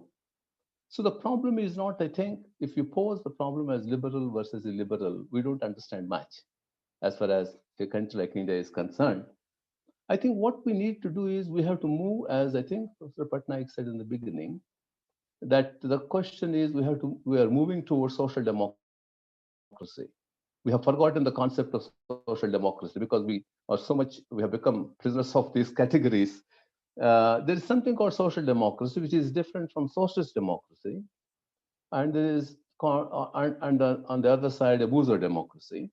So what countries like India and some other nations are trying to do is to move towards a kind of a social democracy, and I think that's that concept of social democracy may offer us a better way to understand the problems of democracy as a concept and democracy as a practice. Thank you. Would like to reply, Sudhanshu?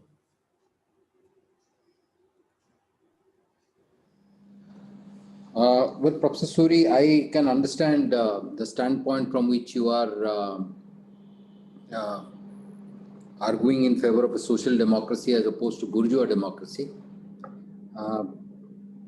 My contention is that in political science, our understanding of politics has to be nuanced. Politics will always be in a flux. Real life changes will take place. New technologies will come, new power struggles will come, and we have to reflect on them. When we use a concept, we use them as ideal types. It's not that they exist in reality. They are Weberian ideal types. But that's the way language is used. There's no other way of describing or discussing. You have to use something to discuss.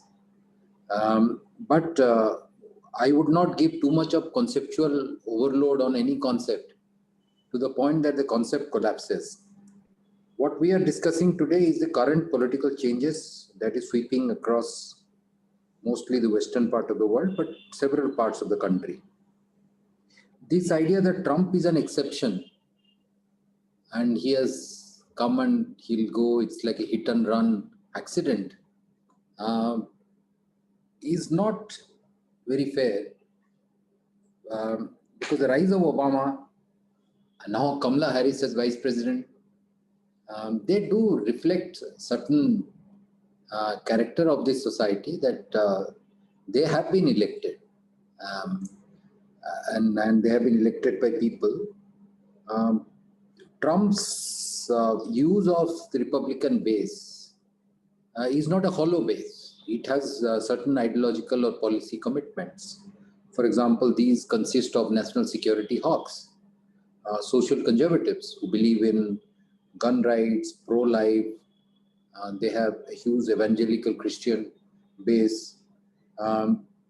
There is a definite economic policy relating to low taxes and supporting small businesses. There is a certain focus on anti-communism. All these are, ingredient ideologically in the Republican Party's philosophy.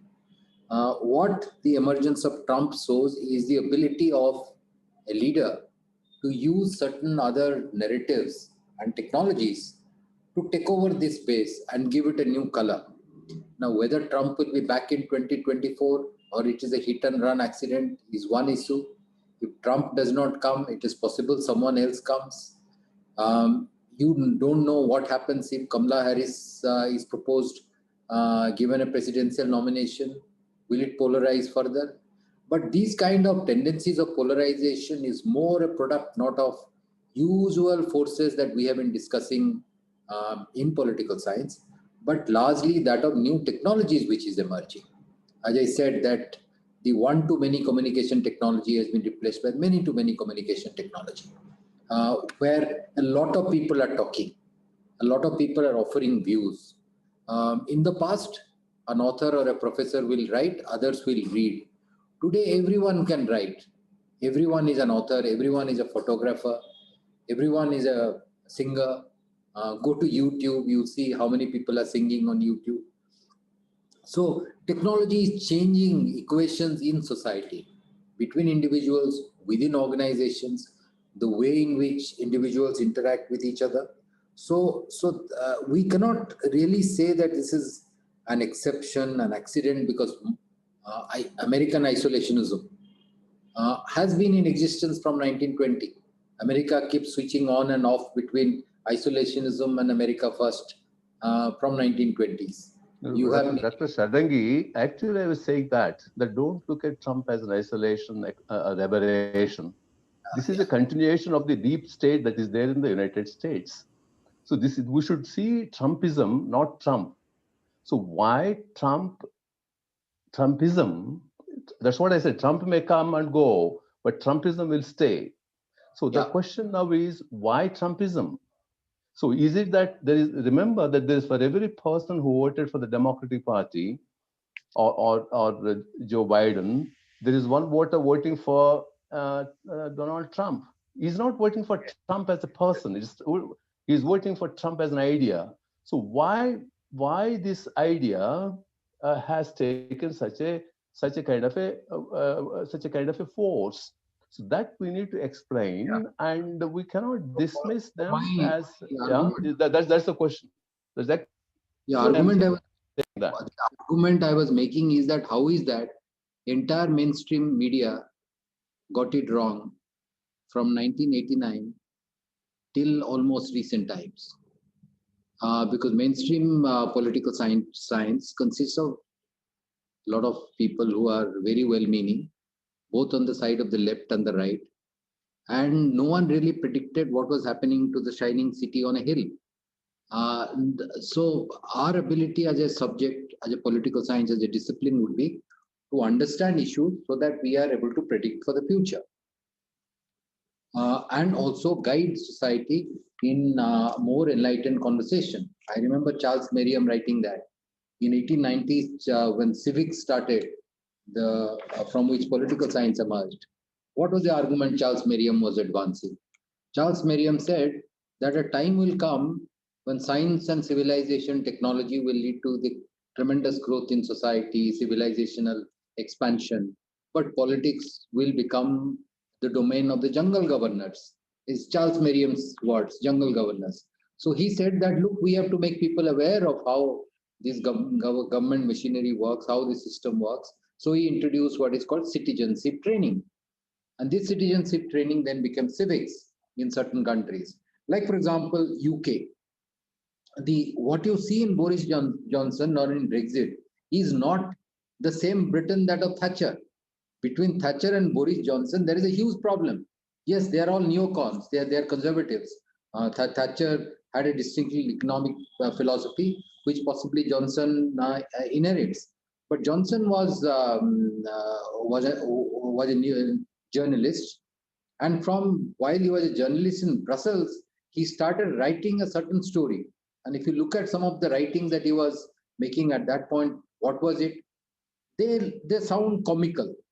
Like he is a favorite comedian in England. He was writing about how the tomato ketchup that UK uses is being decided by Germany.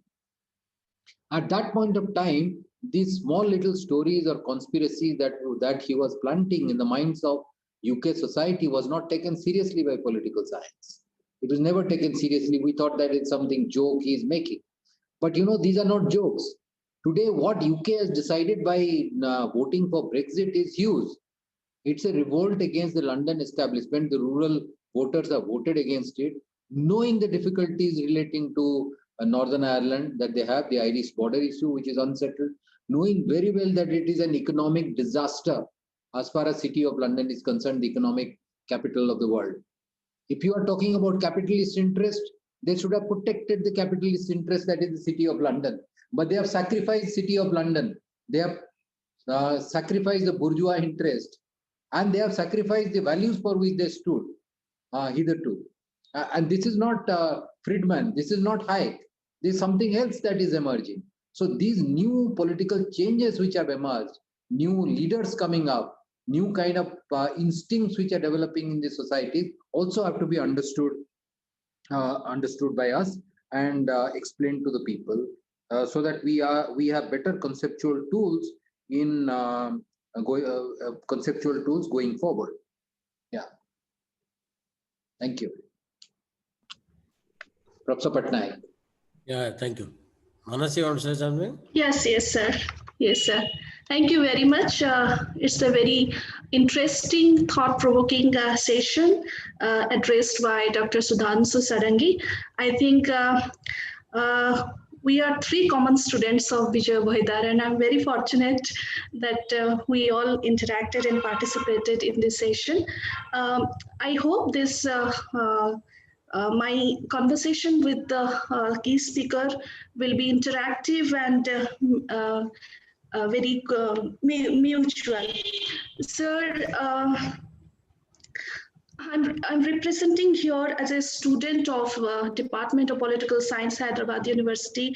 While listening your deliberation, I just reviewed the book Presidents, Populism and the Crisis of Democracy, that is University of Chicago Press, authored the William Bennett Monroe and William Howell.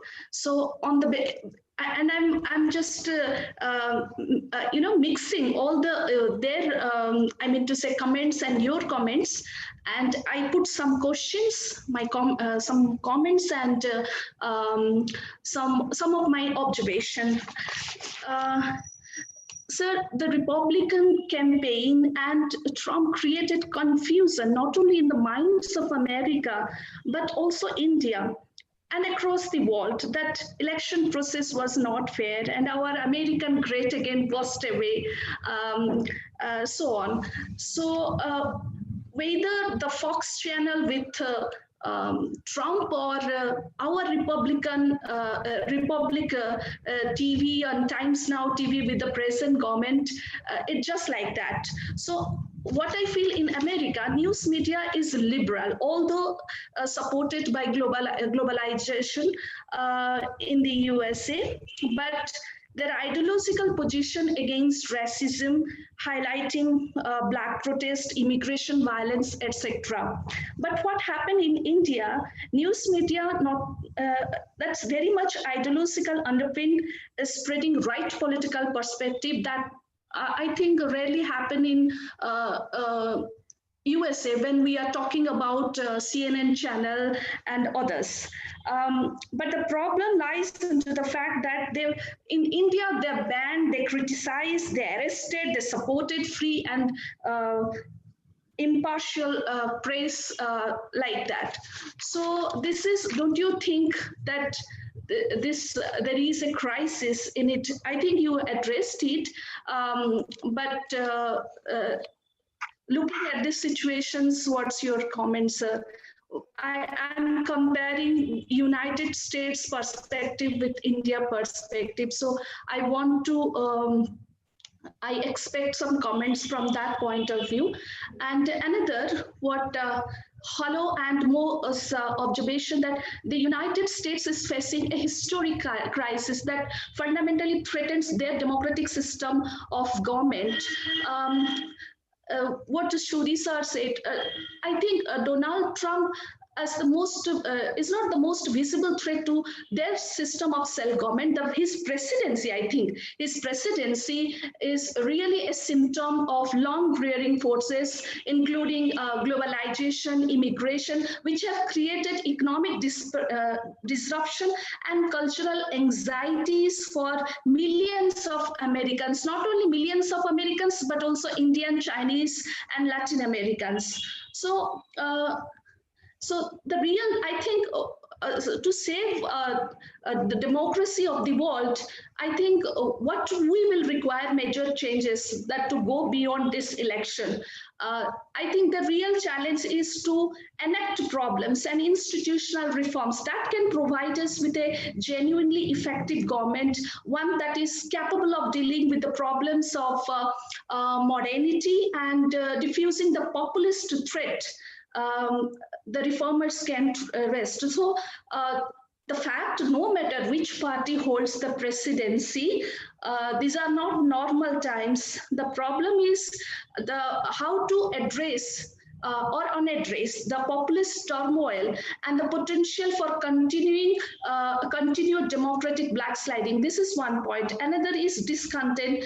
We can't stop globalization, but we need to compensate most of the affected by providing them with subsidies, education, job training, and the COVID-19 is exacerbating existing economic insecurities. That is another.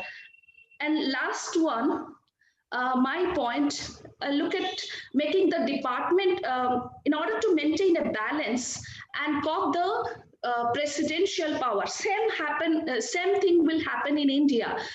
In order to maintain and to restore effective democratic process, I think making the Department of Justice, Intelligence, and other government agencies and institutions independent of government somehow, I mean to say, it should be independent of presidential control, here also independent of, because one way to accomplish this would be to run them by bipartisan in the USA or or one party domination in India. So these are my observations, sir. I think my part is over. Thank you. Yes, I mean, these are, Manasi, these are huge issues that we are discussing. Yeah. You know, in US now, 68% of Republican voters believe that the last election was rigged. And so this number is huge. The echo chamber continues. All of them are in echo chamber discussing a particular set of issues. So they would not easily give up. So what is the task of the academic or the intellectual class? In case of the US, they just did not give up. There were challenges because Trump was economically, in terms of economic policy, was quite a bit of a success. As you rightly said, there is a genuine grievance which was emanating out of globalization, loss of job, and slowdown of economic prosperity. Living standard in rural areas had become stagnant because the American workers were competing with much better educated and qualified workers coming from India, who were cornering, or other countries who were cornering plum jobs. So these issues are there. Where I feel things we have to understand is that if you look at the invention of printing press, 1438, so that time onwards, if you look at for the next 200 years, Europe was in complete turmoil. When people started reading the Bible, it was not a good thing, because it divided Christian society into Catholics, Protestants, and almost for 200 years there was a war. So now that you have changed the communication system again by moving from one to many communication to many communication, people are all participating, talking, debating, arguing, not necessarily equally informed, but nonetheless equally passionate. You are informed and passionate. Somebody may be uninformed and passionate. Someone believes in truth and is passionate. Someone believes in lie and is passionate. But all of them did not have an equal opportunity to participate in a debate. Today, you have changed the terms of discourse of the debate. And it is very, very post-modernist, where people are no longer trying to find out the truth. They are just carrying out a conversation because the conversation is interesting. Like you and me, we can talk for hours without agreeing to anything, but still the conversation can be interesting. So these are a problem in many parts of the world today. The media and the disruption that it is producing, not merely mainstream media or television channels, but television channels operating at national level, at regional level, at sub-regional level. Then you have web-based portals. Then you have a large number of social media portals. These flow of communication has made society very complex, and people want simplicity. What authoritarianism does is it provides simplicity. That's the power of authoritarianism. It simplifies things, it just eliminates debates. Who is going to get into all this complexity? Let's agree on a set of simple things and go forward. Let's have one strong leader, one rule which everyone understands. Let's have one TV channel which all of us will follow. Then we will not enter into all this turmoil, emotional turmoil and debate. So these kind of functioning of democracy is chaotic, and it has been made absolutely chaotic. Regulators have lost control over what the media is doing. Gross commercialization, libel laws have completely collapsed. Anything can be said against anyone, and he has no recourse. Yes, media freedom is important, but individual dignity is also important. I had one particular case I have in mind. I will not refer to it, where a lady was hounded because her boyfriend had committed suicide, and there was people were asking for his blood. So yes, democratic freedom cuts both ways. So after the decline of the national broadcaster and complete post-modernization of the communication space, human civilization has to find a new way of interacting and carrying out discourse, and that would take some time to stabilize. It is not going to be as quick as you think it is. Political scientists did not anticipate this technology and its disruptive potential. It has ended up disrupting society in a huge way. It has ended up polarizing us in a huge way. It will take little time to settle down, and that's what we are discussing. And during this time, it will be trouble. And in the middle centuries, it was virtual war with people killing each other over Christianity because of printing press. But then it stabilized. Similarly, I am very hopeful that things will stabilize. It's a question of some more time. Let's be hopeful. Thank you. Thank you. Okay, thank you. Anybody else like to say anything? Already 1:30, but we can probably go for another 10 minutes. Sudhanshu? Yeah, another 5-10 minutes. Yes, Yeah. our assembly is in session. I know. Yes.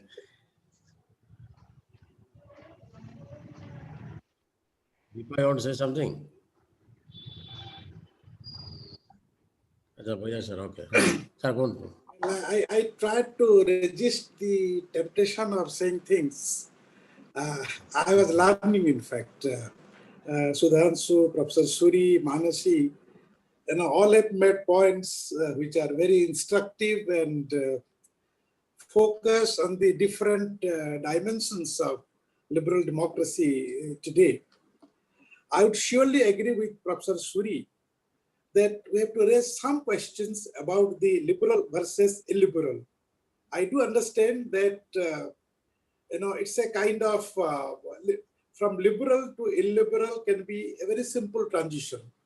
From illiberal to liberal may be a more difficult transition.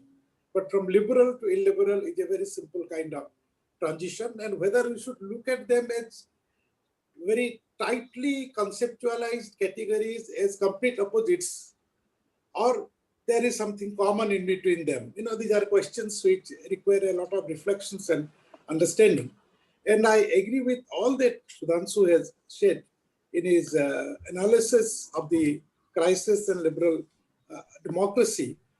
And I'm so happy that he has mentioned about the role of technology and the age of post-truth. Even though he didn't talk about post-truth, all that he said is all about post-truth. Maybe he was camouflaging his arguments. Uh, but then I would like to just draw attention to two issues. As far as liberal and illiberal democracies are concerned, in fact, illiberal democracy is no democracy. Let's be very clear about that. Unless it is liberal, it can't be democratic. But being liberal is again not enough, adequate condition to become a democracy. There has to be, as Professor Arun Patnaik has said at the very beginning, there has to be a kind of deepening of democracy. Rights. People have to enjoy rights. People have to be genuinely represented in power, etc. But while accepting that, a situation of illiberal politics, I won't say illiberal democracy, is extremely dangerous, where there is no toleration, no minimum toleration of criticism, of dissent, and dissent is suppressed by using all kinds of things, nationalism, patriotism, sedition laws, and you just don't allow, you just bully those who differ from you, as it is done in a climate of post-truth. Diversity is something which has to be maintained. And in an illiberal politics, diversity is just destroyed. That is the problem of Indian politics today. Suppression of criticism. So liberal democracy still holds some virtues which we would like to continue. There has to be institutional autonomy. This could be taken as some essential characteristics of liberal democracy, but not beyond that. But then the main thing that I would like to say is to shift the focus a little bit. Adding to all that Sudhanshu has said, I would like to look at the crisis of liberal democracy today within the framework of neoliberal capitalism. There is a structural reason besides the technology, and the technology is in fact a product of the neoliberal capitalism as well. Manipulation of mind and other things.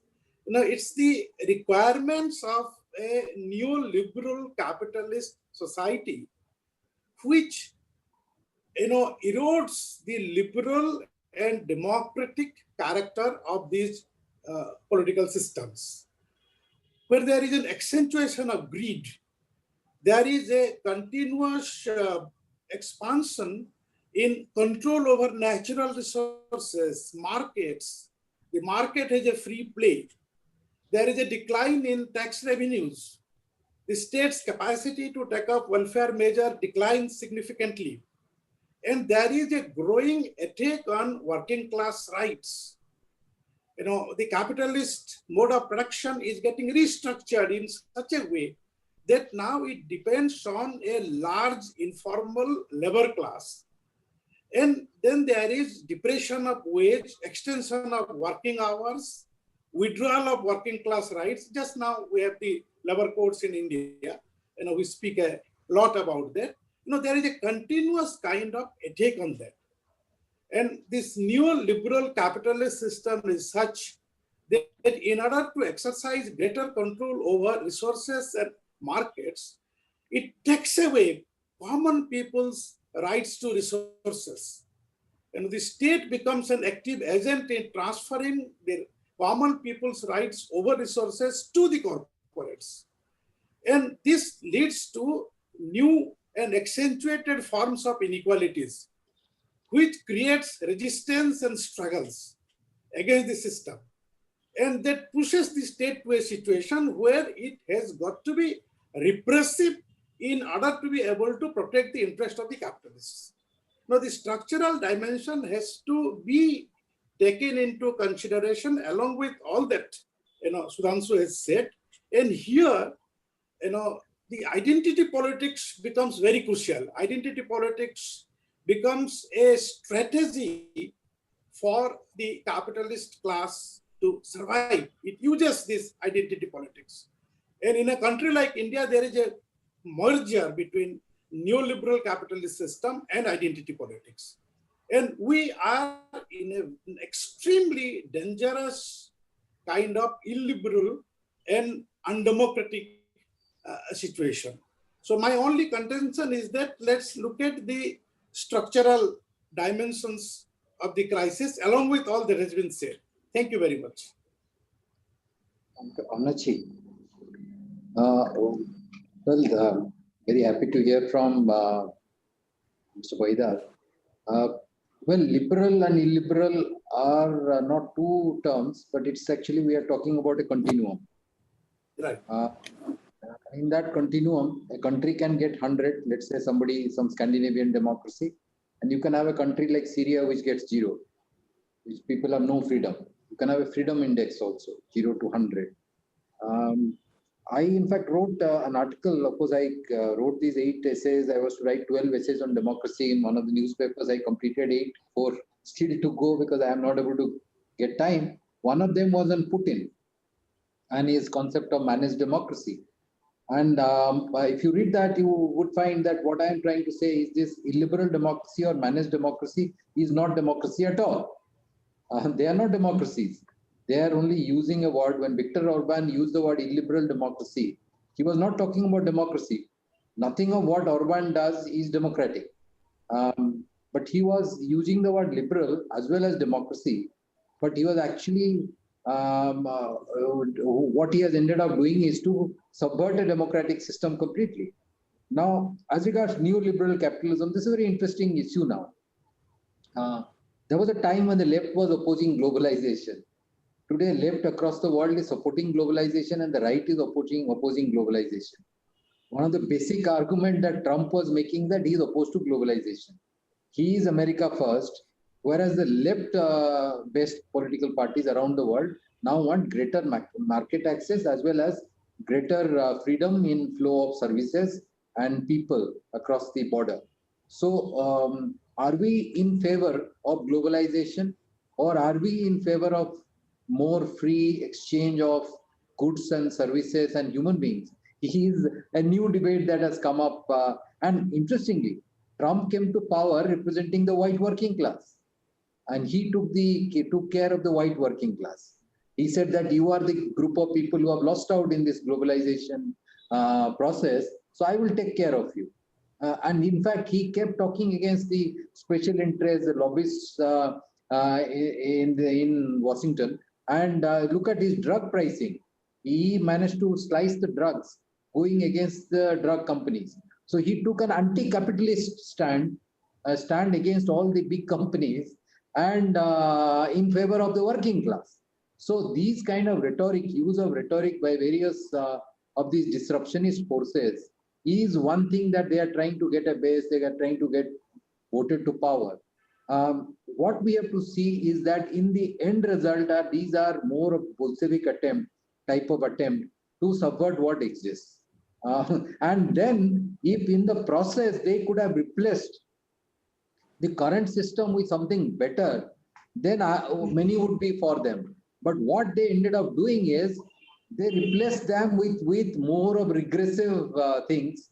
And in the name of representing white working class, he was actually he was supporting racism. And the entire Black Lives Matters movement, how it emerged. So these are very dynamic situations. We cannot get stuck to one kind of ideological formulation here. We have to understand that all these ideas are in society. They are in hibernation. Any cunning politician can use any of these arguments, any of these narratives to get the vote and manufacture a consent, to get some votes. And after all, 74 million votes is not a small joke. The kind of number of votes that Trump has won is huge. And let me tell you, now it is almost consensus among analysts and everyone that if there was no pandemic, Trump would have got another term in office. So we just cannot ignore people because of conceptual positions. And this is what had happened. A large number of people, because obviously while proposing freedom, proposing free movement of people, you cannot ignore the white working class. They have genuine grievances. So if you leave out genuine grievances, because of certain ideological positions you have taken, be sure that you will have somebody emerging to exploit those sentiments, those grievances, those sufferings, and then try and subvert the system. So if at all democracy is to be preserved in the liberal sense of the term, liberal democracy, then you have to make sure that you take people seriously, you use language which people can understand. That is one of the reasons why I started writing in Odia. Many of my friends said, why are you writing in Odia? But I said, look, I need to write in Odia. In fact, I'm very happy that Mr. Baidar also started speaking, reading, writing in Odia. Because it's very important that we reach out to people. Otherwise, if we, in the name of conceptual sophistication, intellectual sophistication, if we start reading, writing in such a way that no one can access what we are saying, we cannot represent any interest, we cannot take so any concern for people's genuine grievances, that then you will have a disaffected population, which will be used by some demagogue to subvert. So, this is how we were discussing politics and its dynamic nature. And our difficulty in using various concepts within political science to understand them and make sure that at least we preserve certain basic values which we cherish as liberal. So that is the kind of argument around which I structured my talk. Thank you. I think we must bring an end to it. I'm sorry to say, because Sudhanshu has to go and I have to go for lunch. So now we are hungry for food. Food for thought should be over. I thank Dr. Sudhanshu for a very stimulating talk. I thank all of you, especially Mr. Suri, for initiating a lively discussion. I think the best takeaway from his lecture today is the essential point he made about liberalism. Liberal is one who is skeptical of power, even if the power is democratic. That point is central. That point is centrally founded by John Locke. John Locke onwards, we have a great tradition of thinking, and Sudhanshu is stuck with that idea, and I am also stuck with the idea. And the essential take of today's lecture is this point: that's the founding truth of liberal democracy. So I thank all of you for joining this discussion. We have exceeded time limit. I am feeling very hungry now. So thank you all very much for participating. Okay, bye Thank bye. you so much for the invitation to discuss these issues. They're close to my heart. And sorry, I couldn't prepare very well because of the last 5-6 days have been really hell.